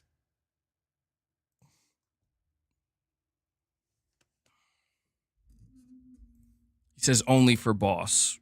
By the way, guys, if you were just gifted a membership, make sure you go check out some of the member content if you haven't already. I literally left boss hanging. I did. My bad. Don't worry, boss.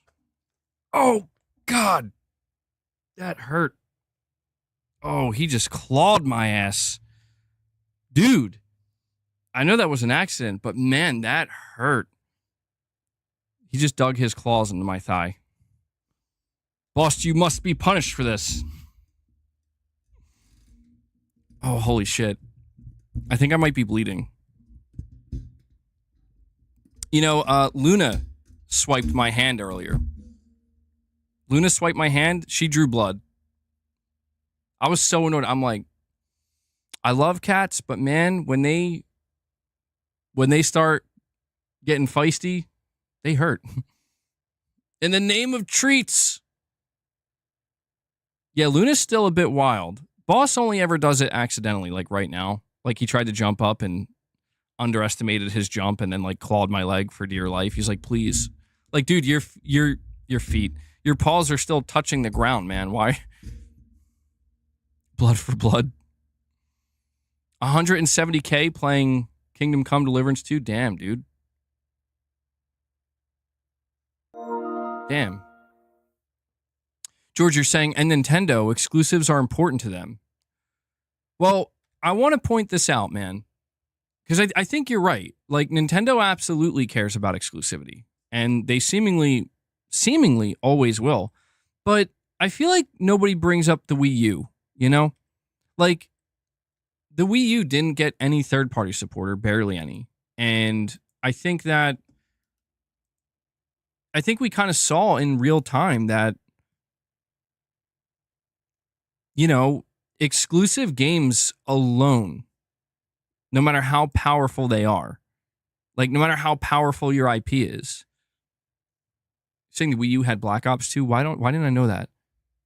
I feel like there's a certain limit where it's like maybe the Wii U kind of proved that. The Wii U issue was marketing. Yeah. Well, I'm just saying, man, like, I have no problem. Like, I'm not one of these people that has a problem with exclusives. I just want to make that clear. You know, like, I don't view exclusives as like, oh my God, you're ruining the industry. I don't see it that way. I just see it as like, if you want to do exclusives, do exclusives. They have their strengths. If you don't. You know, there's strengths and weaknesses, pros and cons to both ways. I think that there's a lot of people like myself who grew up with like exclusivity is the norm. You know, that's kind of expected. And so maybe a lot of these people are looking at what's going on now and being like, well, this is kind of weird. But I'm just saying, like, in the same way that I'm like, yeah, I'm not against exclusives. I've just kind of reached a point where it's like, I don't know that I'm against the idea of not having exclusives either, because it's just like, well, what's going to happen? Where are you going? It's like, if Sony, if you were to go day and date on PC, here's a question I'll ask: is the quality of your games going to drop? Are they going to reduce and plummet, and suddenly every game that's released is like a buggy mess and an unoptimized mess? Because if that's the case, then it's like, I wouldn't want you to do that. I don't think anybody would. You know? I would prefer that, you know, you only do it if you can guarantee you can maintain that quality level. And if you can, then sure, whatever. Marathon's going to be a multi-platform release, and some groups of people will miss. You think they're going to mistake it as the floodgate opening? Well, let that be a test. Let it be a test, you know? Marathon's going literally everywhere. Let's just see what happens. What's going to happen? I don't know. I mean, it's not necessarily comparable to something like Ghost of Yotei or Wolverine, but Sony should do what they think is best for their brand, just like Microsoft is, just like Nintendo is. Sony should do what they think is best. I'm just at a point where it's like, dude, I've invested in PlayStation. Exclusives were definitely a part of that, but the games themselves, were the most important. It's like when I see a game like God of War 2018 or a game like Ghost of Tsushima, it's the game itself that has my attention. At the time, it's like, yeah, this is a PlayStation exclusive. You're gonna want to buy. You're gonna need to buy a PlayStation to play this. The reality is, dude, when I was on Xbox, like, if Ghost of Tsushima and God of War were on Xbox, I would have just bought it there and played it there, but they weren't. So Sony did kind of like force me to go over, and then I got deeply invested, and I don't regret it. So it's just proof that this way does work. It's worked for Sony, it's worked for Nintendo, it worked for Microsoft in the past. But there's also this kind of notion that, man, I am deeply invested. I have a lot of physical games, I have digital games, I have trophies. I've just, you know, I'm used to the PlayStation ecosystem. The chances of me now leaving are very low. They're very low.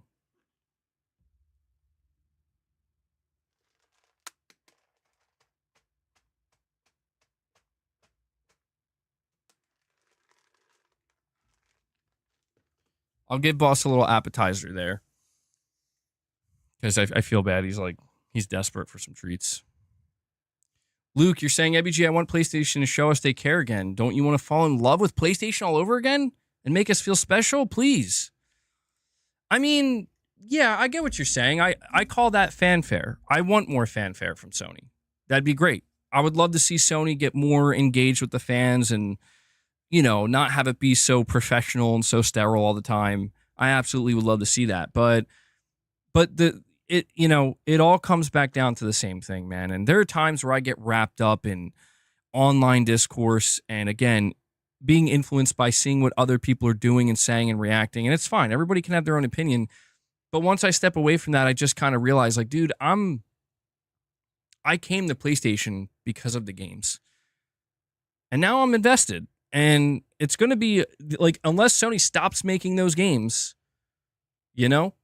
or they just suddenly start getting really bad at making those games. And Corey the Legend comes in and drops another 5-bomb. He's trying to do the heavy lift for you. Boss, hang in there, bro. That's why I gave you an appetizer. Keep you from going crazy. Thank you, Corey. Corey, guys, you can't let Corey do it alone today. Can't let him do it alone. He's trying. He's trying to do the heavy lift for Boss. That does bring us up to 15 members on the day, though. So 10 more, and Boss can get his full helping,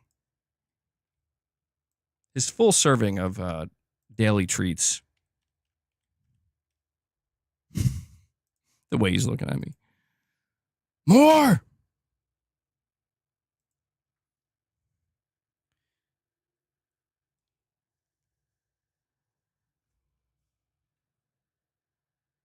I mean, listen, man, if Sony were to completely be done with exclusivity, who knows what could happen? Maybe it could be bad for them. Maybe they wouldn't be able to keep up with that. Maybe it would strain their development too much because they just don't have their teams are not used to multi-platform development.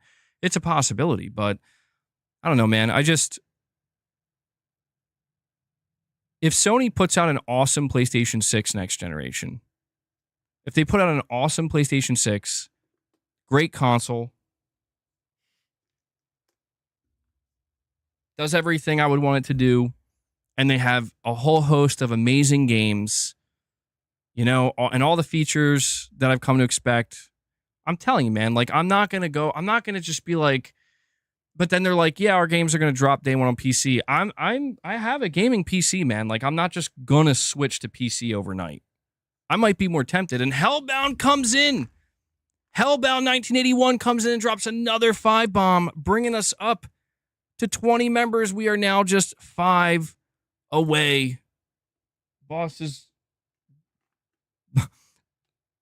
I think Boss is seeing if he can open it himself. He's done it before.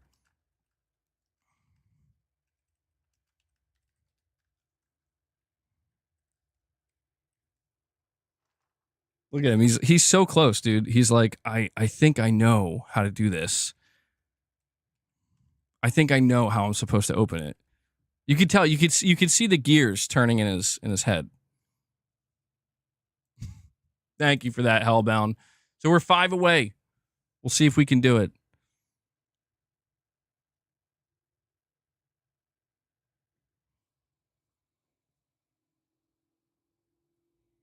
But we don't know what Sony's plans are. We don't know if Sony's going to try to have a launcher. We know that they were working on it behind the scenes. So it's just like, let's just see what happens. Let's see what happens. I just want to try to focus on what's most important, man. Because at the end of the day, great games, right? Can I get an amen to that? Great games. Wabu Dude comes in and drops a single gift. Thank you, Wabu Dude. Wabu Dude, he's like, let's get it to 21, man. Let's see if we can do it. 4 more. Component, you're like, do you feel better getting that off your chest? I mean, I guess. Not really. It just feels the same. It's just because, listen, man. I think what I think what some PlayStation fans are going to realize, and Corey does it, bro. Corey did the heavy lift. He did the heavy. Corey dropped 20 memberships in total. I got to give him another soundbite. I'm no hero. Never was. Never will be.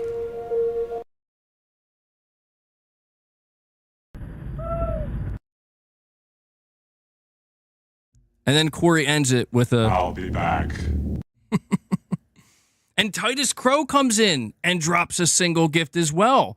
The train's rolling. They're going to drip feed member gifts. Titus is like... I'll get it up! I'll get it up! I got you, Gaming Survivor. I got you. Well, boss, you ready? That brings us to 27 members, by the way. Thank you, guys. Good stuff. So if you're if you just got gifted a membership and you're here in the chat right now, we will be doing a members lounge after the stream. So make sure you tune into that. We did a short members lounge yesterday. That's exactly what I was thinking of, Illegal Monkey. Yeah.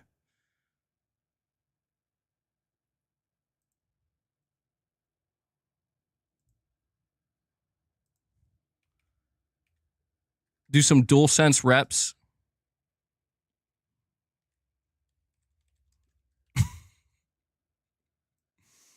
Bro, we hit 50. I'll do some DualSense reps. Why does it look like that?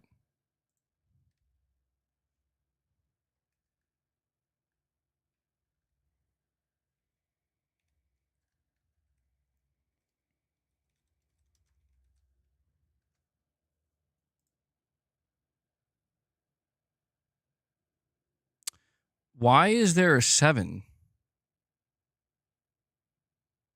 I'm just a little confused right now as to why there's a 7. There's no 7 there. Whatever. It's just a little bugged, I guess. Boss, here we go. You've waited long enough, boy. Get your treats. Feast. 307 reps. DualSense drifts. Well, all I'm trying to say with this conversation, man, is that at the end of the day, I think what some PlayStation players are going to realize is what I think some Xbox players are realizing now. And that is, listen, if these companies decide that they are going to make certain decisions to expand and go to different places, and you feel like, you know what, I'm not on board with that, and I feel like you are making a bad decision, and you're not prioritizing me as the person who invested in here. I was just talking to somebody in the chat earlier. I don't know if he's still here. He was saying he left Xbox because of that. And I basically said that, Microsoft's view of that right now is, that's okay. Are you still going to play our games, though? And I don't know if he's going to, but the assumption is that at some point, yeah, you're going to play some of their games at some point. And in Microsoft's view, they're like, okay, we'll take that. I'm not convinced that Sony's going to be going down that road as aggressively or as rapidly. But if that day does come, I just think that a lot of PlayStation players are going to, like I said, man, they're going to realize that, turns out I play on PlayStation for a myriad of reasons, and it's not just this one singular reason. But the beauty of that is, if they do go down that road, it's not like you're not going to be able to continue to engage with the thing that at least I think matters most, which is, if Sony were to say, we're going all in with PC, if the day came where I'm like, you know what, I think I am done with console. Maybe I am gonna go to PC now. I'm gonna upgrade my rig and go all out and whatever. The beauty of that is I would be doing so knowing like I'm still gonna be able to engage with PlayStation in the most important way, which is their games. That's why I bought a PS4. That's why I bought a PS4 Pro. That's why I bought a PS5. That's why I bought a PS5 Pro. And if they tell me, like, look, that reason you came here, we're going to extend that reason to another place, to PC, and you're free to go there if you want, there's a good chance I'm going to just be like, I'm pretty comfortable. You know, like even right now, dude, I encounter some PC players who are like, dude, I'm playing Returnal or I'm playing, God of War Ragnarok or even, well, I don't know about Spider-Man 2. Spider-Man 2 seems like it needs some work. But, these PlayStation games that are already available on PC and they're talking about how much better it looks and runs and, when it's like maxed out. And I'm like, yeah, that's cool. But it's still, it hasn't, I didn't go to PC, you know what I mean, to play those games. Because it's just like, I don't even know, to be honest, I don't even know that I have the money to have a rig that's going to be able to do all that. And what I see with the PS5 Pro, what I've seen with the PS5, I'm like, this is pretty good. This looks pretty good. It runs great. So I don't know, man. This is just kind of what I'm thinking about these days because I'm seeing so many of these conversations pop up. And for the love of gaming, for the love of video games, can't we all just get along? There you go. I'm going to put that on a shirt. For the love of video games, why can't we all just get along? Hit that like button, by the way, guys. Thank you so much. We're almost at 200 likes, and I haven't even asked you guys. So hit that like button if you haven't. Boss, by the way, you want some catnip?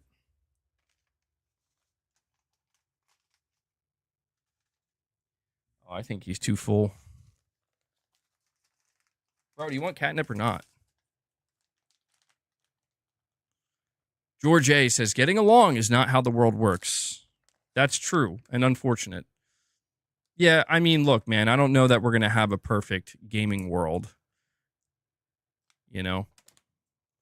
Just like we can't have a perfect world.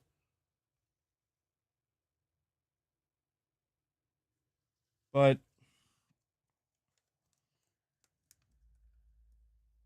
come on, have some catnip.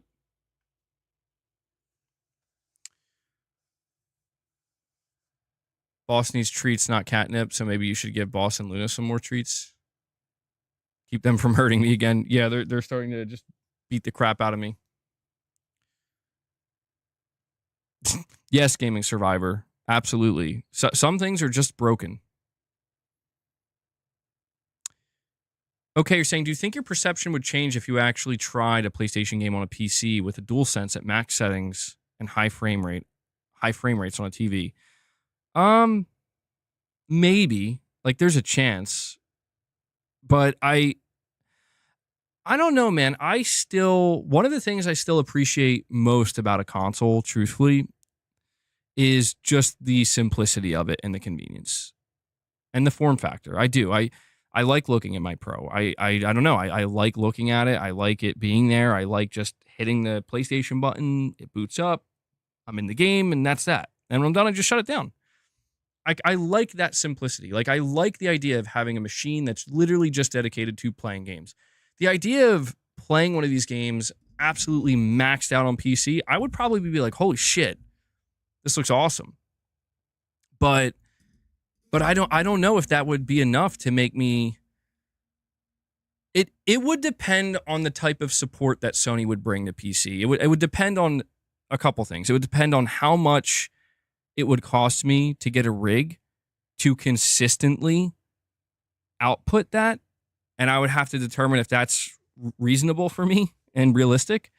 And Neo comes in and re-ups his membership. Neo, thank you so much for that, buddy. Let's get some W's in the chat for not only everybody who gifted memberships, but Neo as well. Thank you. Appreciate it. Very much appreciate that support, man. That brings us up to 28 members on the day. So we'll keep it going. Oh, wow. Oh, it's covered. Okay. I just realized what's going on. Let me fix that real quick. I would have to determine how much it would cost to get a rig that could consistently output that. And then I would also have to see what type of support Sony is giving to PC. Because, like I said, man, I have a PC right now that is more than capable of running pretty much all games pretty well or very well. And I just don't play my games on it because I don't know. I don't use it for that. And it would take a lot, man. It would. I'm not gonna lie. Like, to get me to move to PC, it would take more than Sony just dropping all their games on PC.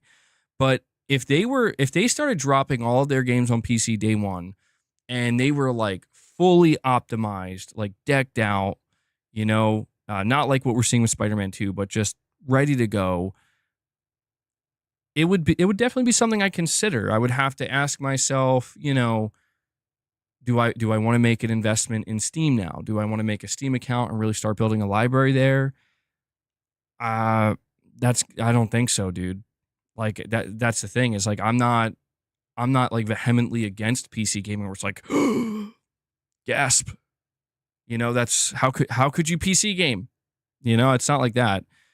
But it's just when I look at the level of investment that I've made into PlayStation, not just with the console hardware, but everything else that surrounds it, like one of the biggest things Sony could do to make me very much be like, okay, now I will consider PC earnestly, is if Sony comes out and they're like, hey, we're not really making physical games anymore. You can have a disc drive, but if it's like PS6 games, we're not making discs for, and like third-party publishers stop making PlayStation 6 games physical, and like they basically all just kind of agree, like, we're gonna go digital. That, and if they do go day one with everything on PC, these two things combined would definitely make me take a big step back and be like, whoa, now. Collecting physical PlayStation games was one of my favorite things to do. And I'm just from that point forward, the reason going digital only or all digital would make me seriously consider PC, because Sony is forcing me at that point. Well, now you have to build a digital library. And I'm going to stop and ask myself if it's true what people think is going to happen, that Sony's going all in with PC, day and date with everything. It's like, well, Sony, if you're basically telling me I have to build a digital library, then I'm gonna think about where I want to build that digital library now, because I didn't start building. I do have digital games on PlayStation, but not that many, right? Like, not enough to where it would make me completely stop considering somewhere else to build my digital library. If Sony comes out and they're like, all our games are going to Steam day one, we're not doing physical games anymore, and there's not going to be much difference anymore. You can earn trophies now on our games through Steam. Hold on, let me see this real quick. Ali says, we don't want dump people like you. Did bro just call me a dump? We don't want dump people like you. That's the irony of that comment, dude. Dump people like you in our Steam community. Well, that's too bad, Ali. Just because of that, I'm going to Steam now. Now you're going to have to deal with me. That's it. I've made the decision. I'm building a digital Steam library, and that's where I'm going to play all my games. I hope you're happy, bro. Dump people. That's funny, bro. I'm not going to lie. That is funny. Dump. I'm tired of these dump people. Make sure I didn't get any cat hair in my coffee.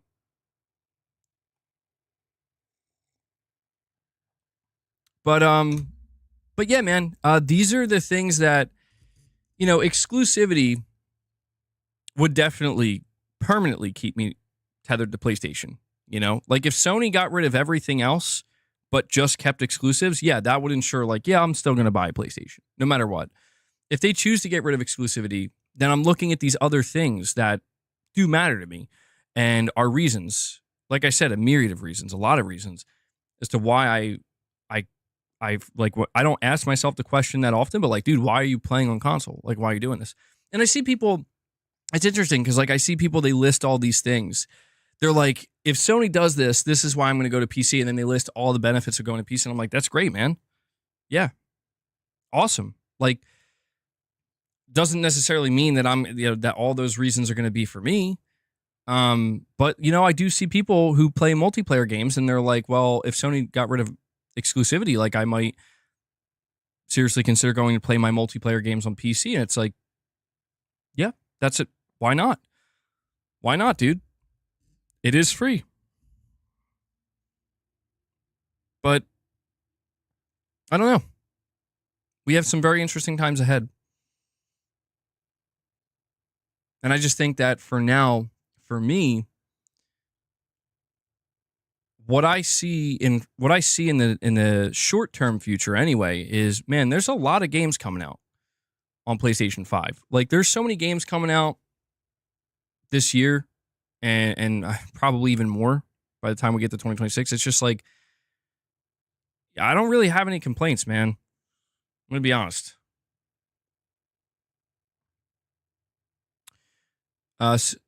Okay, you're saying some people keep repeating that PC is a small, inconsequential market. Can they explain the concurrent or the current player count for Kingdom Come Deliverance 2? I think, it's interesting because, like, I think when you talk about the PC market, I do see people saying that it's, like, not as big as people make it sound, or it's not as consequential. I think it's like I said yesterday, man. It's the PC market when it comes to gaming. It is a viable market that developers can find immense success on, but it varies. It's just like what games are going to find big, monumental success on PlayStation, on Nintendo, or on PC. It's like it kind of does vary. Some games do better on PC than they do on console. Some games do better on console than they do on PC. And I think that at the end of the day, the takeaway here is that as long as, like, the only time it becomes problematic is if the platform is not finding success to any significant degree, right? Like if there's no games doing any big numbers, if no games are finding success, if no developers are really finding success on your platform, and it's always just a constant struggle, that is when things become concerning. So I do think that the PC market is consequential. I just think it's kind of like, which games are really going to find a big audience on PC versus which games are just going to kind of either do okay or just not do well at all. The same questions have to be asked from the console side. Like, for example, Call of Duty, right? I see people paying attention to how Call of Duty's numbers apparently are dropping, for at least based off of what I was seeing online, people using charts and stuff. Like on PC, their player count is dropping quite a bit compared to previous titles, and people are like, oh my God, it's dying. Like Call of Duty's dying. Meanwhile, on console, it's like still the most played game, or like in the top 3 most played games for both PlayStation and Xbox. And Nintendo is probably going to get Call of Duty 2, and it'll probably be, I don't know if it'll be the most played game, but it'll probably be up there too. And it's like, what does that tell you? It tells you that it seems Call of Duty does better on console than it does PC. But then you have games on PC that the player counts are much higher and they're doing better there. And on console, they're just doing okay. I just think that this is what we've seen time and time again. And again, it's just there's the constant need to, like, well, this is better than that, and that's better than this. And it's interesting because it's like I see people arguing about how Final Fantasy is doing on PC, right? Like, is Final Fantasy failing? Is it doing really well? And I just think there's 2 things to identify here. Number one, we have to identify that the game is coming to PC later than it did console. But we also have to identify, number 2, that there's a substantial difference. It's just weird to me that a Final Fantasy game can launch on a console, sell 3 million copies, and people are like, man, that's not good enough. And then that same game can launch later on PC and it do nowhere near those numbers, and people are like, that's pretty good. I like that. To me is where I start to, like, people start to lose me, where it's like I don't understand, like, what is the logic here? Where it's like it was always assumed it's going to do worse because it's coming later. It's just not going to do the same numbers. But But when they do like a fraction of those numbers, like that's what I don't understand. Is it's just like these are the types of arguments that people want to have where it's like maybe we can just acknowledge, you ready? I know that this is going to be crazy for some people out there. Maybe we can just acknowledge that a Final Fantasy game selling millions of copies in its first week on one console is actually pretty good.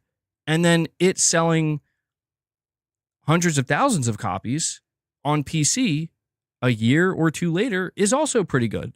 Both things can be good. But you see, at the end of the day, everybody's wrong because we're talking about Square Enix and nothing's ever good enough for Square Enix. So that's really what we need to pay attention to. Novins, you're saying GTA 6, PS5, day one, stuff like that is why PC isn't up. It would be really interesting to see what would happen if GTA 6 was day one on PC. How much that would kind of change the outcome. Because I think GTA 6 is a game that people absolutely double dip for.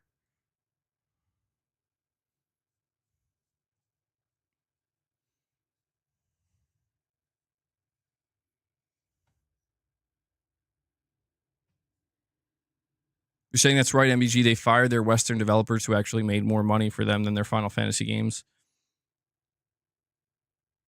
Well, to me, that's the great irony about people arguing about whether Final Fantasy is doing well or not. It's like, all right, well, let's ask Square Enix what they think.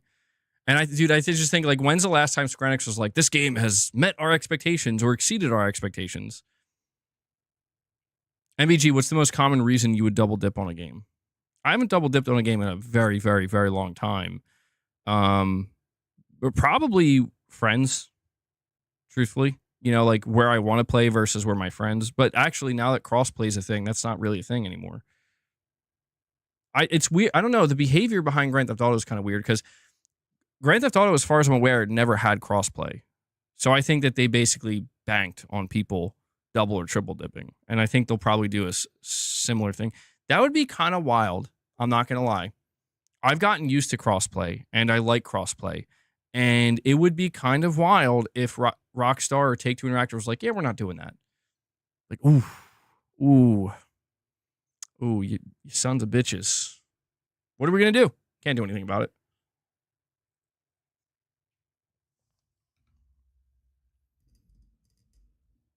Crossplay should be an industry standard. It feels like it is at this point, dude. Like, I'm not sure how many modern games are coming out that have some kind of co-op or multiplayer and don't feature crossplay. I think there should always be options to turn it off if you want to opt out of it, but it would be weird if GTA 6 didn't have crossplay.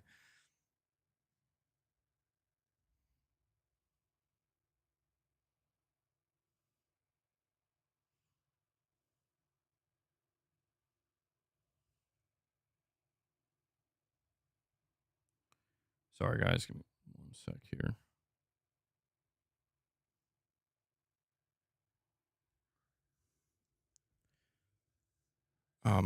My leg went numb.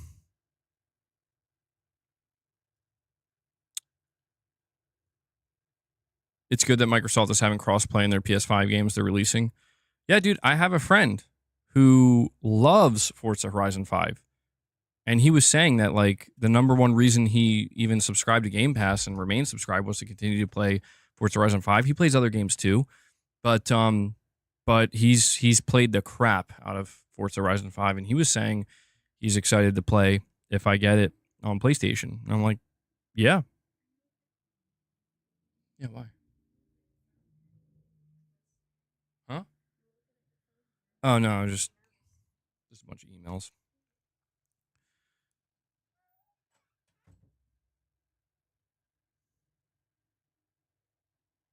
I mean, let me ask you this. What do you think it would take for Nintendo to start kind of embracing some of this? Do you think they ever would? I mean, we're thinking in way into the future now, but the Switch, eventually the Switch 2 is going to run its course and Nintendo's going to have to do another console, assuming it'll be the Switch 3, and it'll be even more powerful and more capable. You would assume by that time they're going to have a more robust online infrastructure. They're going to kind of catch up in some way to what Sony and Microsoft are doing or what they have. I'm not saying, to be clear, I don't think Nintendo will ever give up exclusivity, but we just have to ask ourselves these questions as to like, what is the end game here? What is the end game? I think the end game, from what I can tell, the end game is going to be either having the strongest overall platform and or storefront, or having a bunch of really successful live service games. I think ultimately that's it. That's all it boils down to, dude. No matter which company you are, no matter what brand you are, those are the two end game scenarios that exist. And it doesn't go beyond that. And when you look at like Sony, right? When you look at Sony, it's like that's an end game they're pursuing, man. They're pursuing trying to have one of the strongest, most viable, robust, revenue-driven platforms / storefronts in the industry. And it's worked. It's where they are. Endgame Chrono Trigger remake done. Ryan, you're saying, how are Sony guys getting stomped when it is confirmed Xbox is third party already? Kind of funny.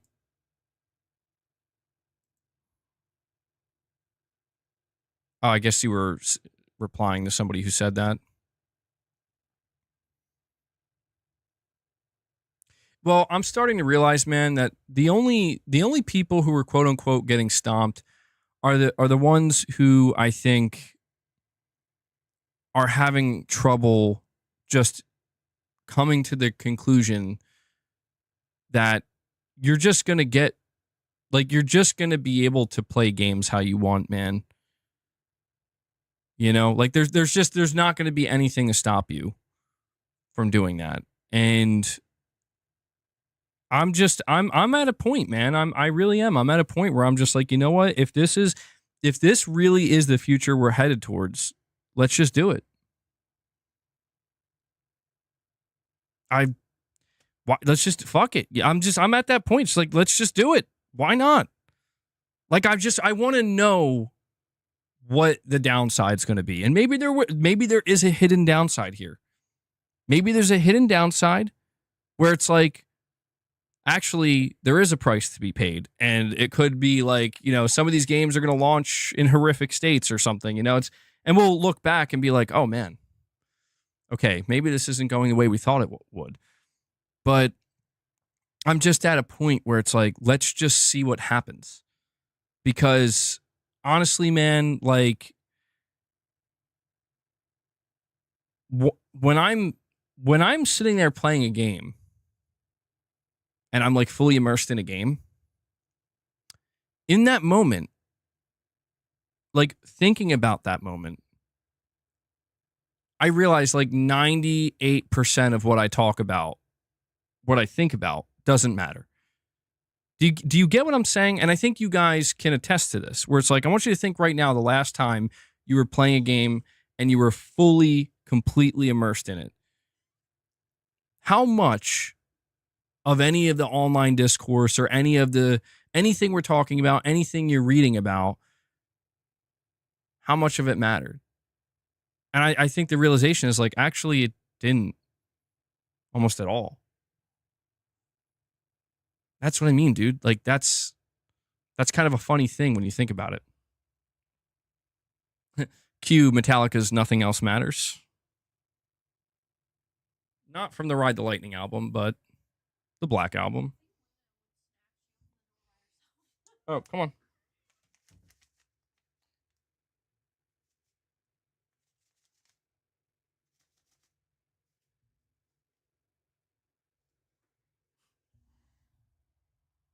You're saying I'm really kicking the hornet's nest today?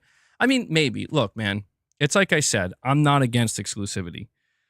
I've come to a point where I'm indifferent to anything that's not great video games that I can enjoy on my platform of choice. Like, that's it, dude.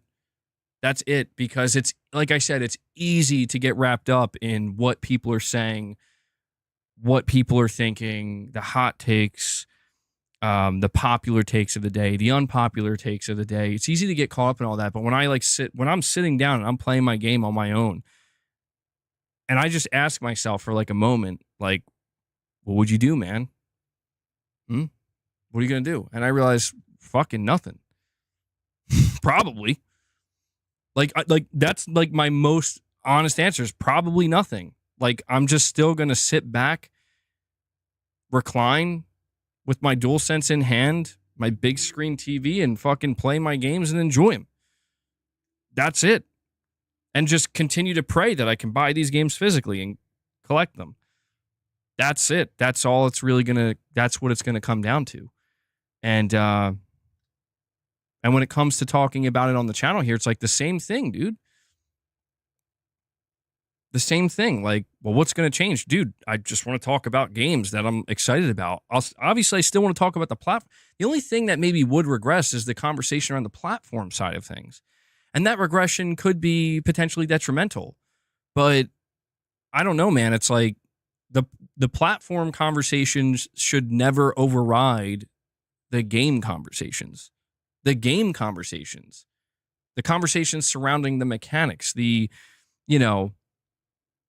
just in-depth nature of these AAA games, or even any game, AA game, just any game that comes out today has so much depth to it. Like, the platform conversations should always have their place. The business side conversations will always have their place, but these conversations at the end of the day should never override the conversations and the discussions surrounding games. And these are just some of the realizations that I've been having. Yeah, I'm still playing Cyberpunk.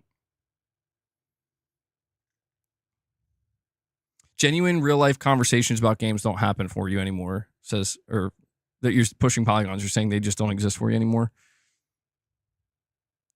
MBG games changed for me when I realized I couldn't keep up with the zeitgeist anymore and couldn't have a conversation. Most of my real life friends dropped out of games saying they all suck. I've experienced that as well, man. When you're younger or a teenager, it feels like everybody's playing games, and a lot of people do grow out of it. Why not do a deep dive into Cyberpunk? I don't feel confident enough in doing that yet. I do plan to have an extensive segment of one of my streams just talking about Cyberpunk, but I do not feel. I feel like I've only scratched the surface. That's why I've kind of been talking about it here and there, but we'll get there. This is where The Rock comes in. Is that really what you think? It doesn't matter what you think.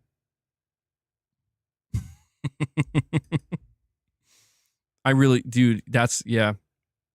I do need to get one of his quotes as a soundbite. I do. MEG, I'm curious, do you buy games digitally as well or just physical? I buy games digitally on rare occasion. Usually if they're on sale or something. But no, if there's a new game that I want to play, I buy it physically.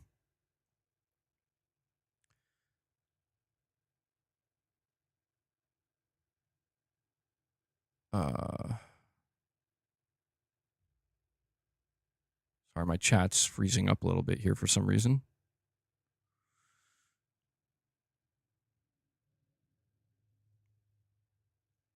Yeah, I mean, look, man.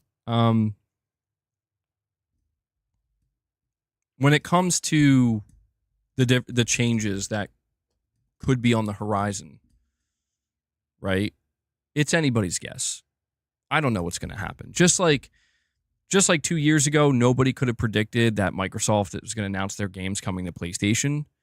But I look at groups of really dedicated, hardcore PlayStation fans and or fanboys, and I feel like there's truly something to be learned here, man.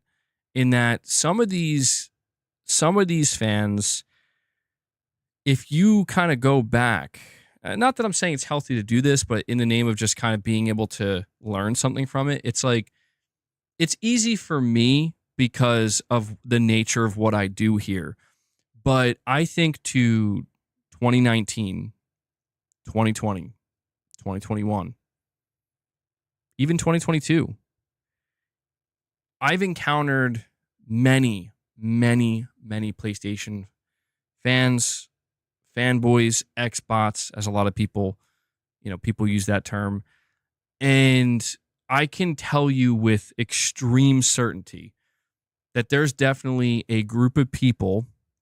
I don't know how large this group is. I don't think they're that large. I don't think they're the majority, but definitely a vocal group of people that this is not something they would have ever thought would happen. And if you had even mentioned this, if you even talked about the idea of this happening 2 years ago, 3 years ago, they would laugh at you and think you're insane and think you've lost your mind. But here we are. Here we are.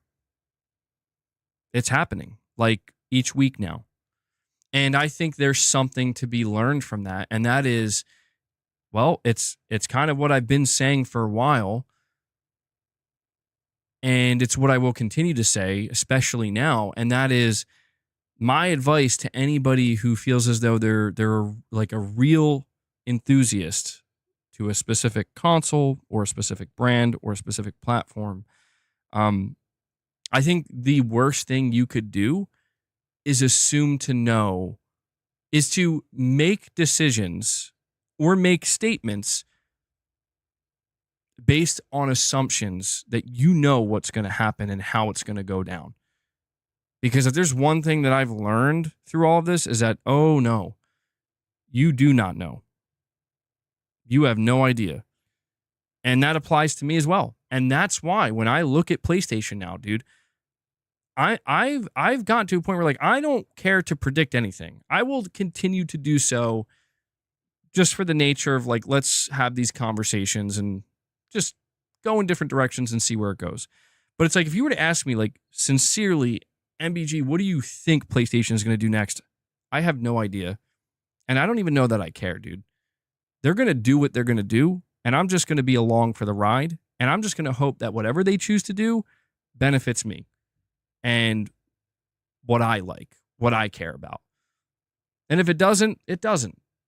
It's not like it's not like I haven't experienced that before either.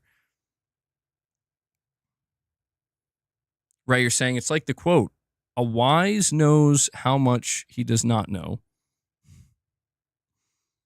Yeah, something like that. TC, you're saying I know all Xbox games are coming to PlayStation? Gravy Biscuits is straight up out here being like, you know what? Let's just peace on earth, man. Okay, you're saying there have been so many cautionary tales and lessons learned, but it is apparent that many have not taken them to heart and that history will repeat itself. I really likes this Silver Nip is what it's called. Silver Nip. Please no Redfall on PlayStation. I doubt they're going to port that one, man. I think that's just going to be a waste for them. Thank you for letting me know, Gravy Biscuits. That's okay. That's okay. Chill. You already swiped at me once earlier. But yeah, man. I'm looking, to be honest, if the future really is just going to be something more universal and, assuming that the quality of games is not going to just drop or there's not going to be some kind of like massive upheaval where it's like, hey, those games that you used to get that you loved, yeah, they just don't exist anymore. As long as something like that isn't about to happen or isn't going to happen, then I'm just not nearly as opposed to a lot of what I think is going to happen in the coming years as maybe some people are. And, it's like when I see people, they get mad and they get upset and they're like, I'm done, I'm going to leave. It's like, yeah, you should. Like, and I say that sincerely. I don't say that facetiously. Like, you should if it's making you upset. Because this is what I mean, man. I don't mean to sound like so kumbaya and whatnot, but like, why let this upset you? You know, like, why? If you're like, who engages with a hobby that upsets them? And I realized, dude, this is where I've learned from my own mistakes, where it's like, how many times have we played games where it's like, I'm not enjoying this game, or this game is frustrating me, and you get angry because you're like, I don't want to stop playing, I don't want to take a break, and you keep going, and then you take that break, you walk away for a little bit, you stop making yourself miserable, and then eventually you come back and you take care of it first try. You know? I kind of look at it as like, I mean, that's the example when actually playing video games, but the idea is very much applicable. That notion is applicable, I would say, to, you know, anything involving video games to any extent. But hey, man, it's easy to say this stuff on a day like today, when there's no major announcement, there's no bomb drop announcement. One thing that's for certain, man, and I can say this with absolute certainty, is that if there's going to be some kind of like major announcement from Sony sometime this year, next year, it doesn't matter when it happens, this generation, where it's like, yep, we're going day and date with PC, or whatever, right? Or we're going to put God of War 2018 on Switch 2. If that announcement comes, things are going to get really, really, really toxic really quickly. And I'm looking to just completely sidestep that, because that's the thing, man. It's happening right now with Xbox, and it's getting really toxic. And I'm opting out, dude. Like right now, I'm opting out, where it's like, I'm good. I've been down this road before, man, and there is no winning. You know? Like, there is, like, as long as you're engaged in it, you're not winning. You're not going to win, because you're engaged in a vortex of chaos and suffering. So it's like, I'm just not gonna partake. I think that's all it comes down to. That's what I'm trying to say. Is there this much consternation in the woodworking community? Hobbies are intended to be an enjoyable expenditure of time. Exactly. Could you imagine if there was this much consternation in the woodworking community? There might be. I don't know. I actually don't have an answer to that question.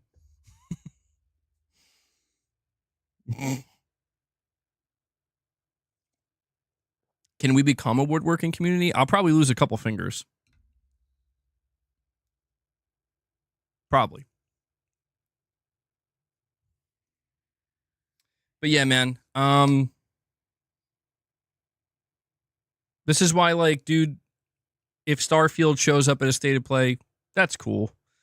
You know, that's cool, man. Another game for PlayStation players to enjoy, maybe. Or not. It's your choice.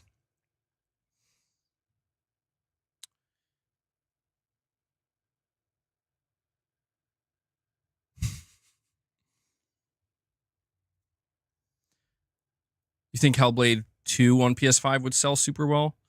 I think it has potential. The thing about, so Hellblade 2, you know what was interesting when that game came out? I did play it. What was interesting about that game is people were being really brutal towards it. And it definitely has some shortcomings. There's a section of that game that, I'm going to be just brutally honest, is so boring. I'm like, oh man, yeah, I think you guys really killed you really messed up the pacing with, I think it was like chapter 2 or 3 of the game. However, the general game itself, like the story, I actually thought was good, dude. Like, especially the ending. I was finding myself very much enjoying it. I'm like, okay, yeah, it's an extremely cinematic game.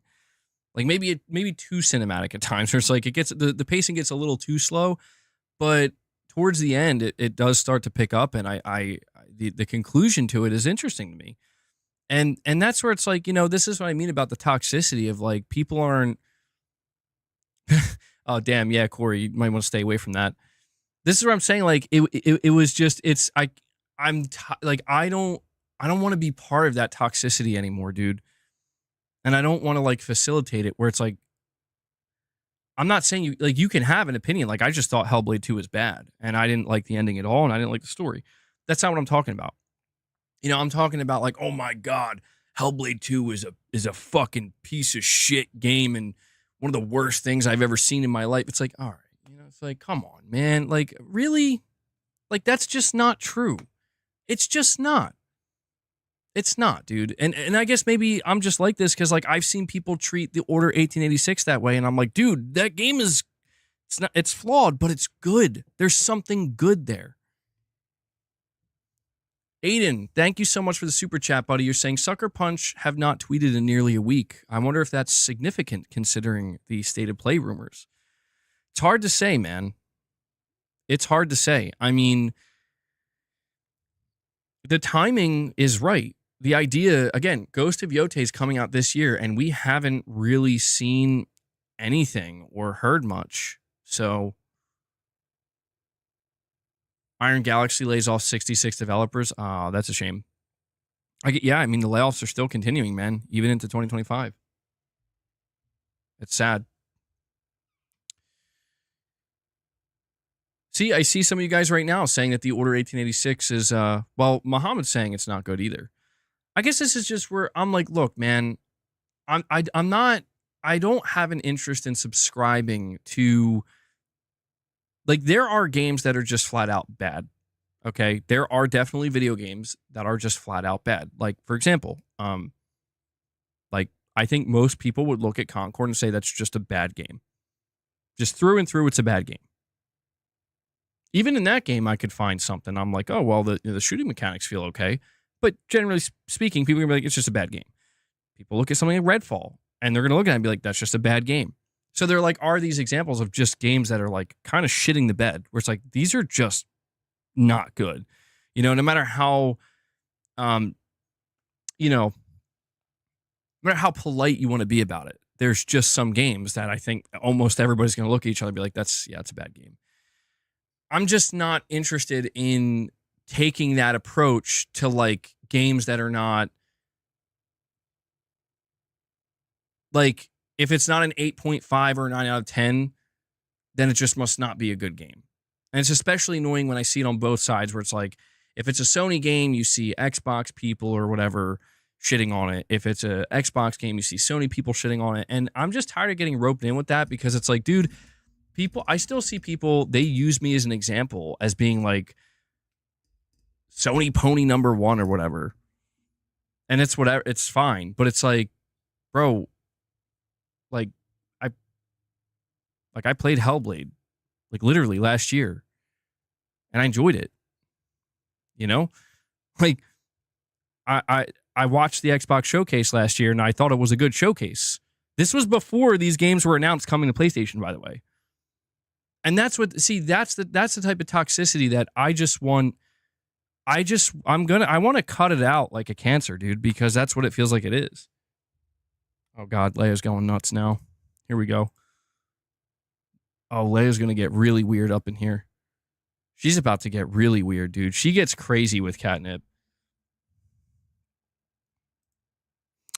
I see, forgot to update this. We actually are at 28 members.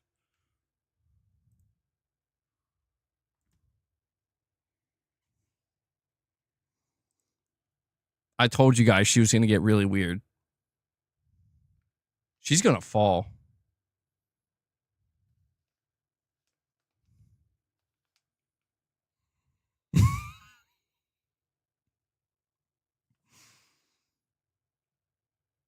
Please don't knock my games over, Leia. Gravy Biscuits is like, get nuts. Get nuts, Leia.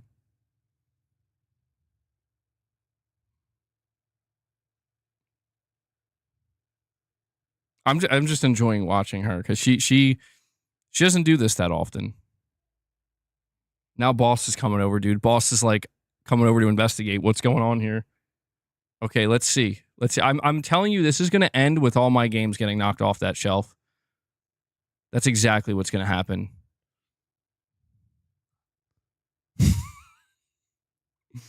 Holy shit.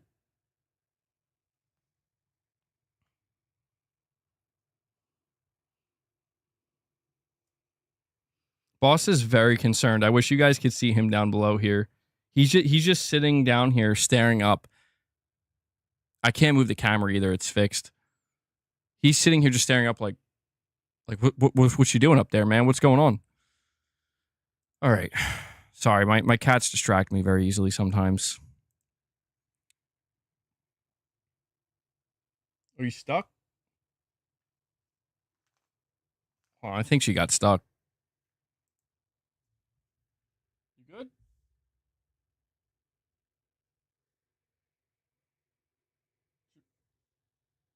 Hold on. Your pulse stuck. Had to help her out.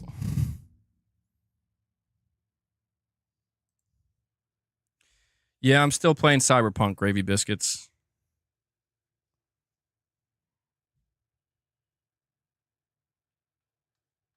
But anyway, guys, basically all I'm trying to say is I'm gonna get like 3 more cats and just become a cat channel.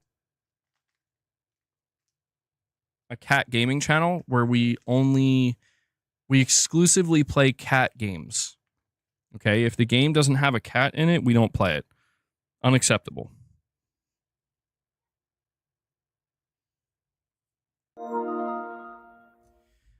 Sean, whoa. Boss, what the hell was that?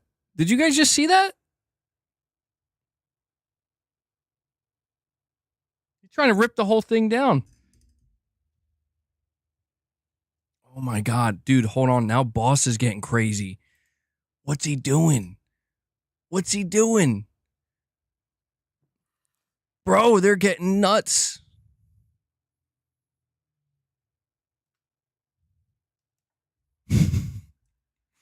Shit almost just got real there for a moment. Yeah, Boss, I don't know. I guess he saw her tail or something. And was like, I'm going to attack your tail. Now Leia's vibe was killed. Leia's whole vibe was killed. She's like, what the hell? That's funny, dude. Sorry, Sean. As I was saying with the super chat, you're saying here Redfall playthrough might get the Xbots to put away their fire and pitchforks, LOL. A Redfall playthrough, you know what? Trial by fire, man. That's the only way. I got to go through it. I got to put myself through it. That's the only way. Well, in all seriousness, dude, I don't think I could play Redfall. I don't know. Dude, what if I played it and it's like, you know, this ain't half bad. Could you imagine? I don't know. I'm about to try it now. I'm about to just say screw it. Do a Redfall stream.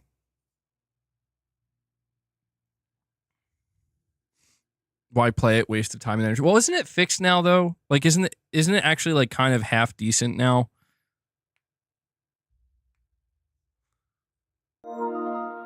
Planet Schlorpian with a $5 super chat says, Iron Galaxy is doing The Last of Us 2's PC port. Yikes. Wonder how this will affect Sony's PC strategy. Iron Galaxy, are they... You're saying yikes. Are they bad? Are they a bad developer? The name is... What else did they port or work on? Because the name is extremely familiar.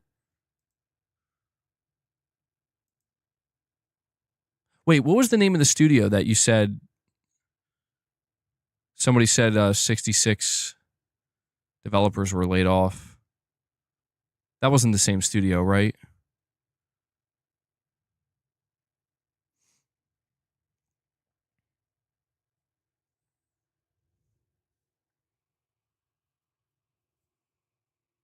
It is Iron Galaxy. Okay. Yeah, I remember we had just read that a couple minutes ago.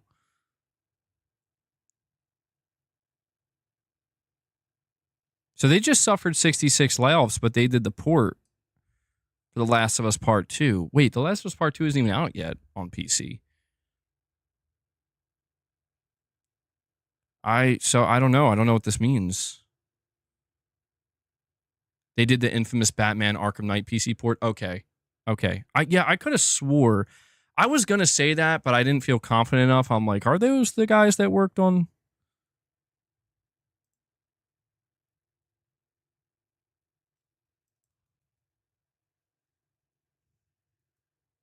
Corey, you're saying part 1, silly?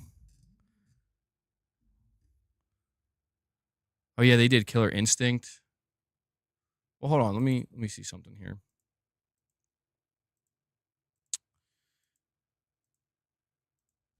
Let me go check something.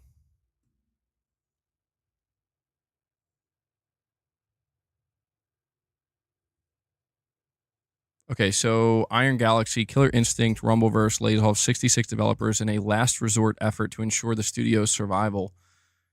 Oh shit, that doesn't sound good.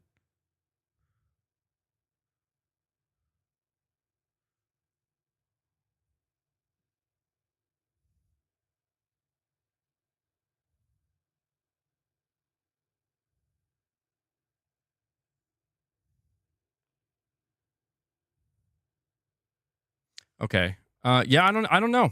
To be honest, I don't know what this means for I don't know what this is going to mean for their PC efforts, man. I don't know what it means for The Last of Us Part 2 PC port. Man, now Leia's all she like knocked herself out, dude. Leia, you okay? You good? Just checking on you.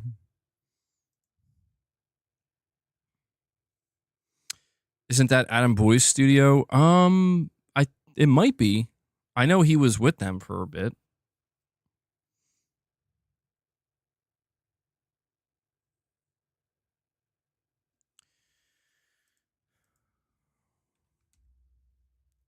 Let me see. Well, yeah, I don't know.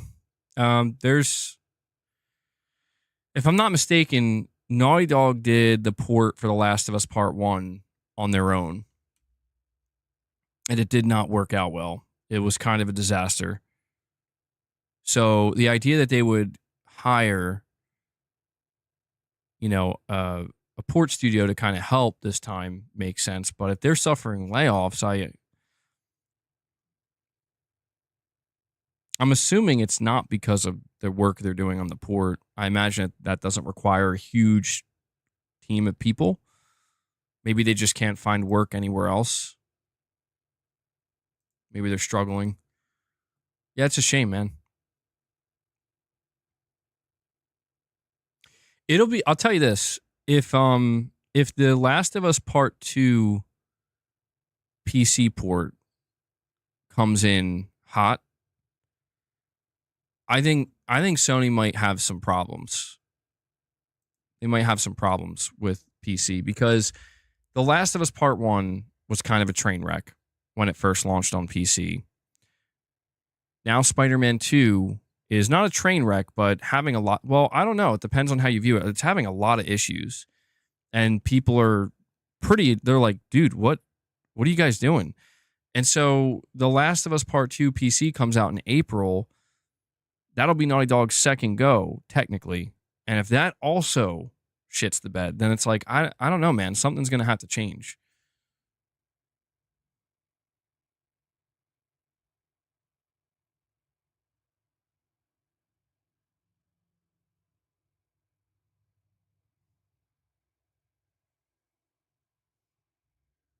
We got some interesting news here. What is this?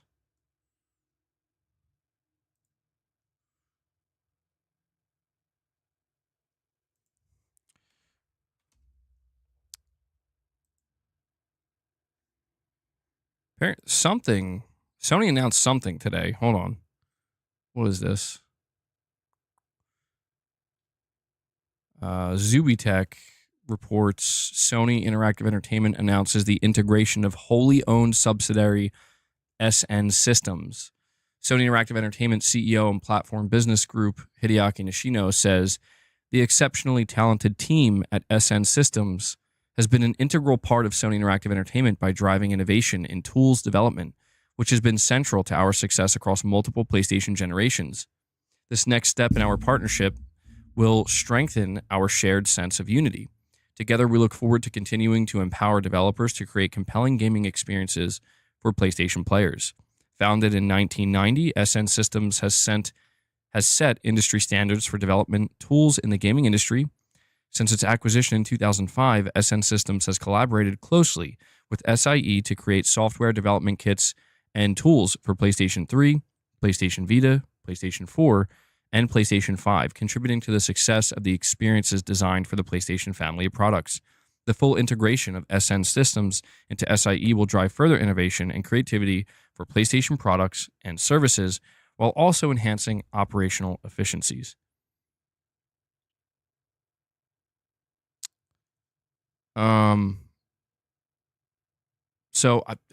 Okay. I mean, that's definitely, it sounds significant. I don't really know what this could mean, though, other than they're just going to collaborate much deeper now. Yeah, it's kind of a boilerplate statement. Mr. Bills, we've been talking about that. I'm 50-50 on it. Maybe it will happen, maybe it won't.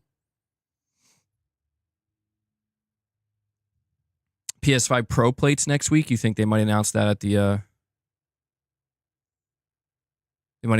State of Play?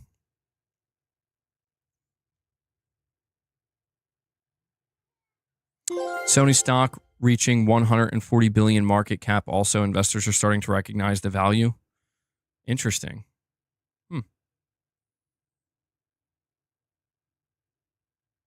How long is it going to take Sony to become $1 trillion company?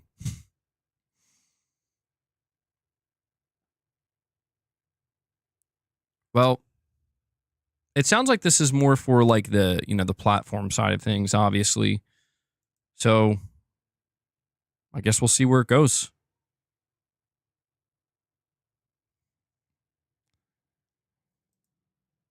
Dude, Leia is so high right now. Oh my God.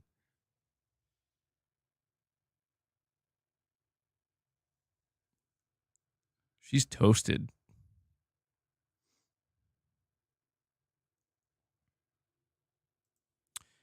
MRPD, you're saying we might be getting Death Stranding 2, Ghost of Yote, Lost Soulicide, and Marathon, and maybe more. Dude, see, that's what's interesting to me. Like, that is apparently the lineup so far this year for PlayStation Studios.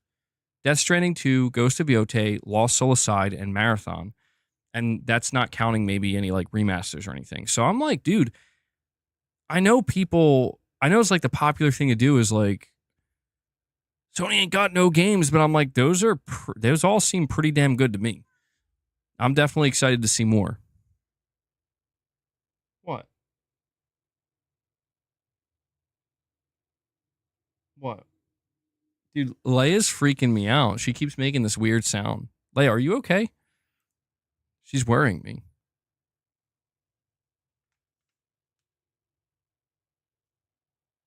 She's just maybe too relaxed.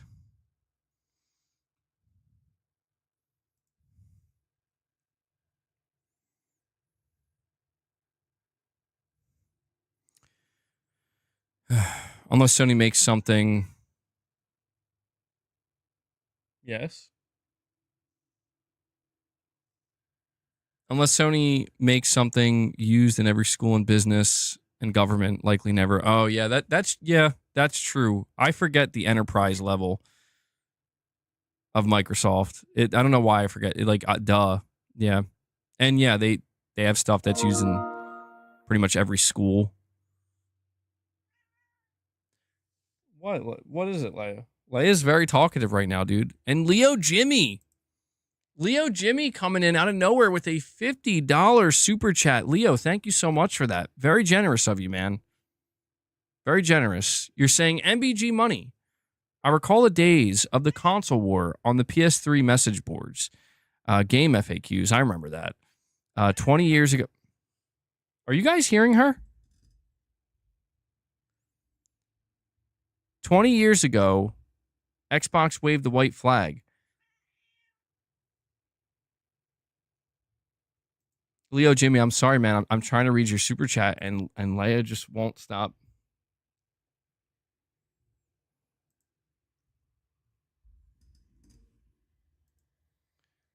Hold on, Leo Jimmy. I want to see if I can pick up her meows. She's okay. Yeah, she's like super relaxed now, dude. She's super mellowed out from the catnip. And boss is concerned once again about what she's doing. But Leo Jimmy, you're saying Xbox waved the white flag. The war's been over for 10 years. People just want it to keep going. Oh, shit. Hold on. See, Leo, I'm sorry, man. Hold on. Whoa.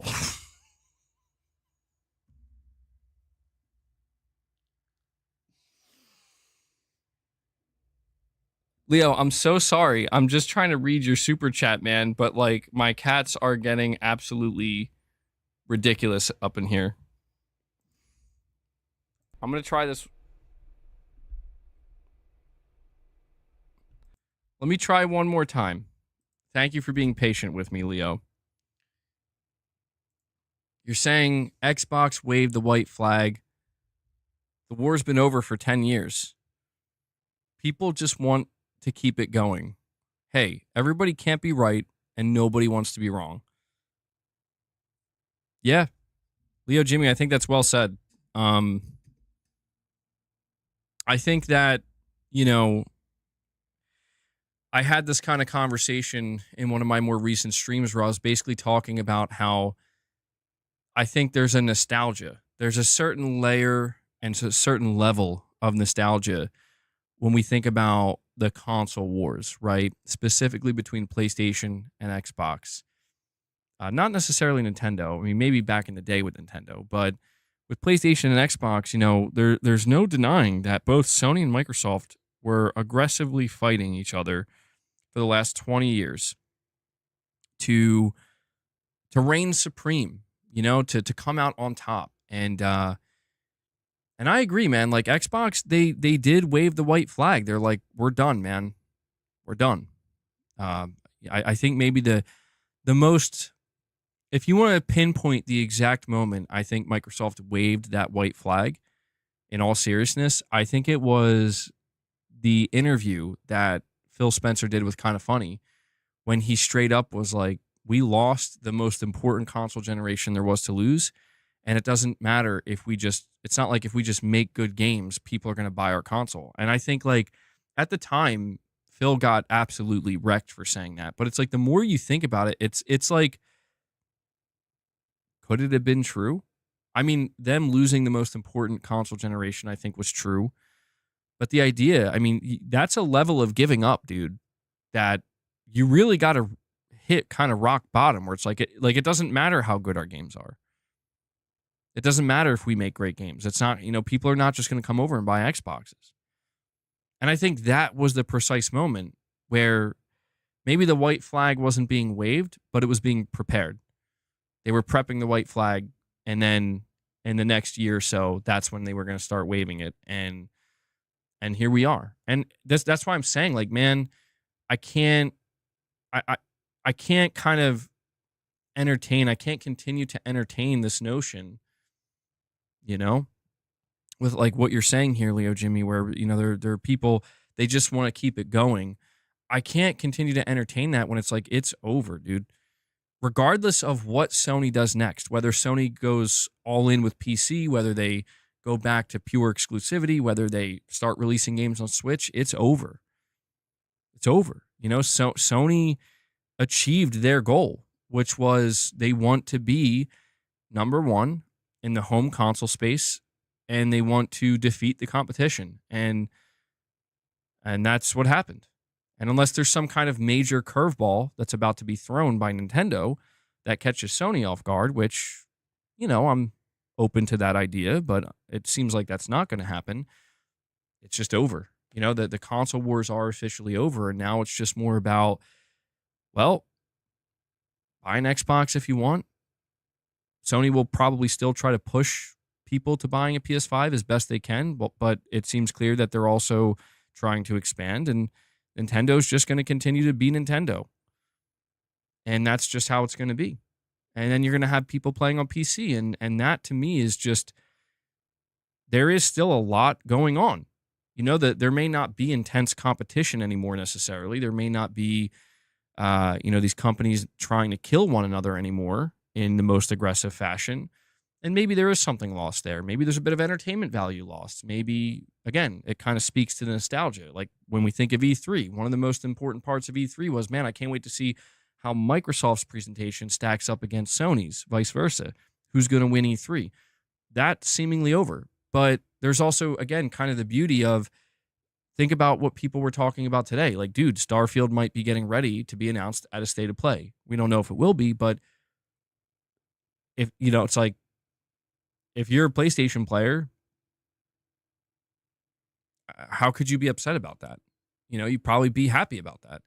If you're an Xbox player, I think it's understandable why you would probably look at that and be like, damn, bro, like, I guess that's it, and I get it. But again, the beauty here is that it's not like Microsoft is turning you and saying, yeah, sorry, bud. This is the last Xbox console, and we're just kind of done. So, see ya. We talk about it sometimes. I had that stream where I was talking about how I'm seeing Xbox players talking about going to PlayStation now, and that's real. But the truth is, and this is just the simple truth. The simple truth is that if you are an Xbox player who you like the Xbox console, and you're just that kind of player where you're like, listen, I'm ride or die. Like, as long as you make a console, Microsoft, I'll be there and I'll use it. Then you have nothing to be upset about. That's the simple truth, man. If you like the Xbox console experience, you have nothing to be upset about. In fact, I'll go as far to say that if you're somebody who plays on the Series X right now or the Series S, and you're like a Halo fan, or you know what, let's just use Forza because Halo hasn't been announced yet. You're a Forza fan. Literally, I know personally, one of my good friends is literally what I'm describing. He plays on Xbox. He plays on the Xbox console. And he has been obsessed with Forza Horizon 5 for years. He's literally excited that there is now going to be a whole new wave of players that are going to experience the Forza Horizon greatness, if you will. And he's super stoked to play with those players and just see a kind of rejuvenation in one of his favorite games. And I'm like, and again, that's somebody who's currently playing on an Xbox console. And so it's like, I get it. We make the jokes and the bad, the beating over the head with the clubs back and forth continues online. But the reality is, man, like, if you're an Xbox player who just wants to keep playing on Xbox, you're fine. If you're an Xbox player who says, you know what, I think I'm going to switch to PlayStation, you're fine. If you're an Xbox player who wants to go to PC, you're fine. You're fine. You really are, dude. Like, I'm convinced the only people losing are the people who are continuing to bash each other over the head with clubs. Because I just think that's all they know. And I'm not trying to play innocent here. I do, I pick up the club sometimes. Sometimes I bash myself in the head with the club, It's like nunchucks, you know what I mean? Nunchucks, swinging them around and shit. I'm Dirty Dan. I imagine it's like using nunchucks, Sometimes you're like Bruce Lee out here. Other times you're like that clip of that dude. Do you guys know the famous nunchuck clip where he tried to do a backflip with the nunchucks and like smashed his face and was still trying to use them and just... Do you guys know what I'm talking about? If you know what I'm talking about, then you understand the analogy. That's what it's like out here. If you're choosing the console war in 2025, I mean, that's what it's like. And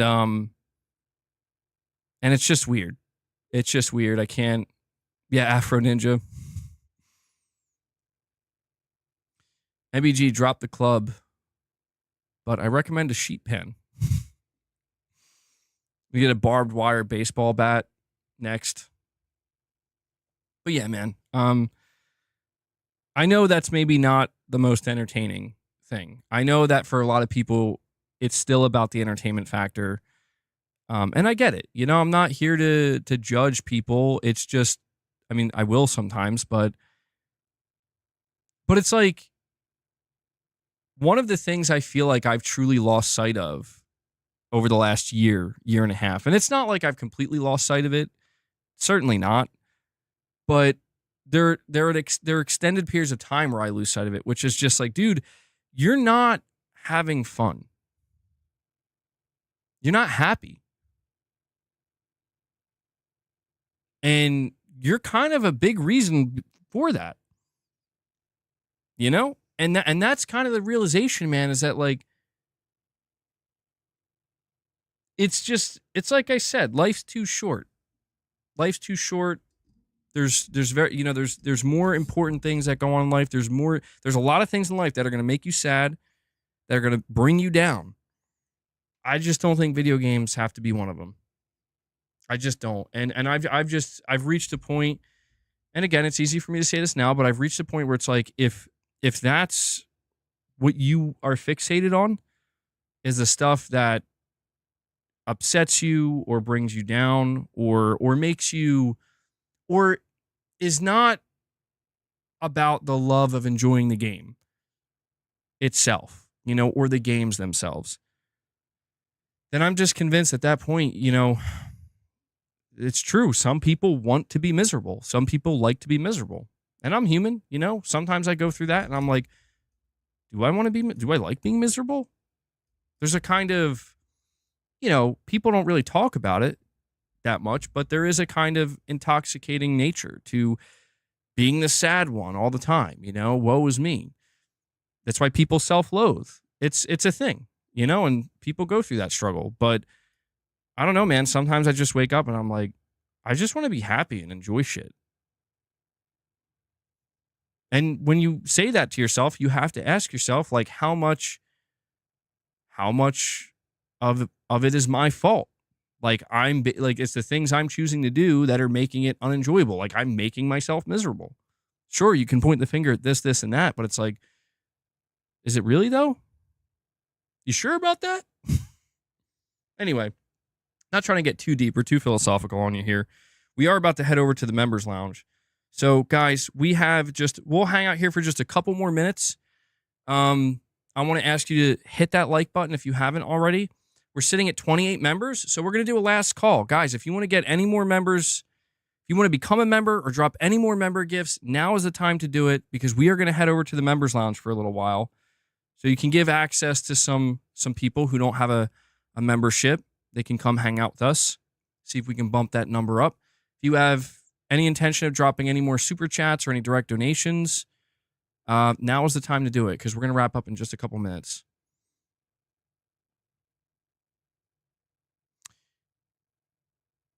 You've just seen on Twitter about Gamepass price, and you do have a picture on your phone. What are you talking about, Ice Queen Gaming? Gaming Survivor brings it all home. He brings it all the way around, full circle.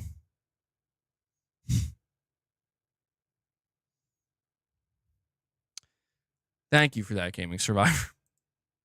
In conclusion,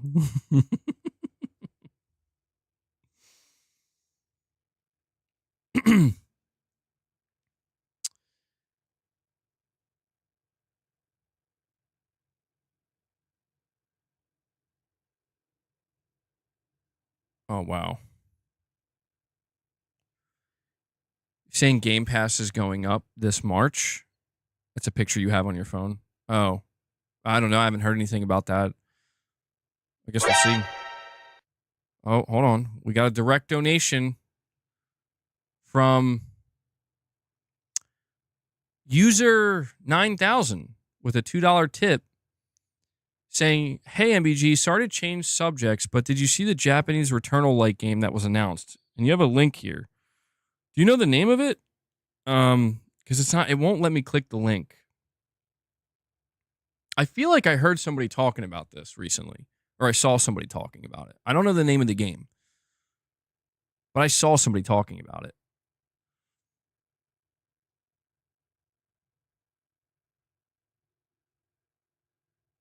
I feel like Returnal has inspired a couple of games. There was another game. Still don't know the name of it, but there was another game that came out like a year or two ago that definitely looked like a Returnal. I don't want to say it was kind of a Returnal ripoff. Project Tower. Okay. Let's see. Project Tower. I feel like I may have seen this.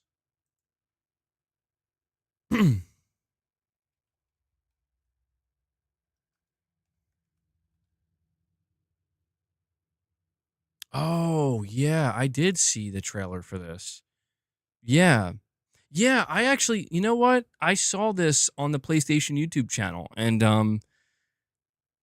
it looks interesting, man. I was looking, like, the response to it, generally speaking, it seems like people were a little bit like, this looks kind of like a ripoff a little bit, or like Returnal, like Temu Returnal. I think maybe people are being a bit harsh towards it, but yeah, you can definitely see the Returnal inspiration there. Yeah, it's an indie game. You're saying it's $25. Yeah, so there you go. Yeah, there was another game that looked like Returnal Whiskey Gaming. I cannot remember the name of it, but it came out like a year ago, roughly. Year and a half ago. I know exactly what game you're talking about. Returnal has definitely inspired some games, which is very cool. All right, guys. That is, I think, going to wrap up this stream today. So I want to thank you guys so much for hanging out with me, for tuning in. Also want to make sure to give a shout out to anybody who is going to watch later and can't catch the streams live. And KaneZ7 with another super chat says, look for Scarlin Salvation.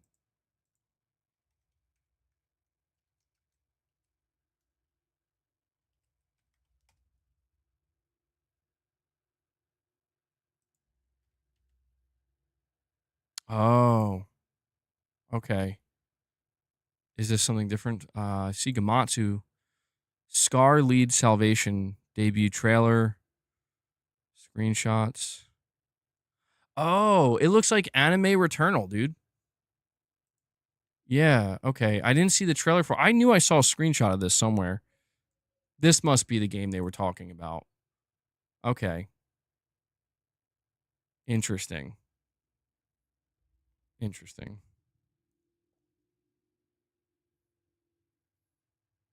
All right, guys.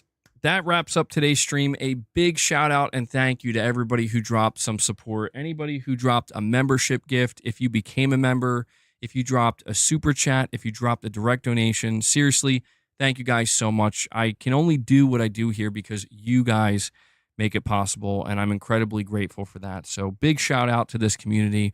Also want to give a shout out to Devil Shooter. It's his birthday, so if you see him in the comments today with the timestamps, give him some birthday wishes. And thank you, Devil Shooter, for what you do for the community. And yeah, the only other thing I'm going to ask you to do is hit that like button as you're heading out. To all my members, we're going to boot up a members lounge in just a minute. We're going to go hang out there for a little bit. To everybody else, we should be back here tomorrow with another stream. So please look forward to that. And I did put a video out earlier as well. But guys, that does it. I'll catch you in the next stream. To all my members, I'll see you in a minute. And that does it. So until next time, guys, take care.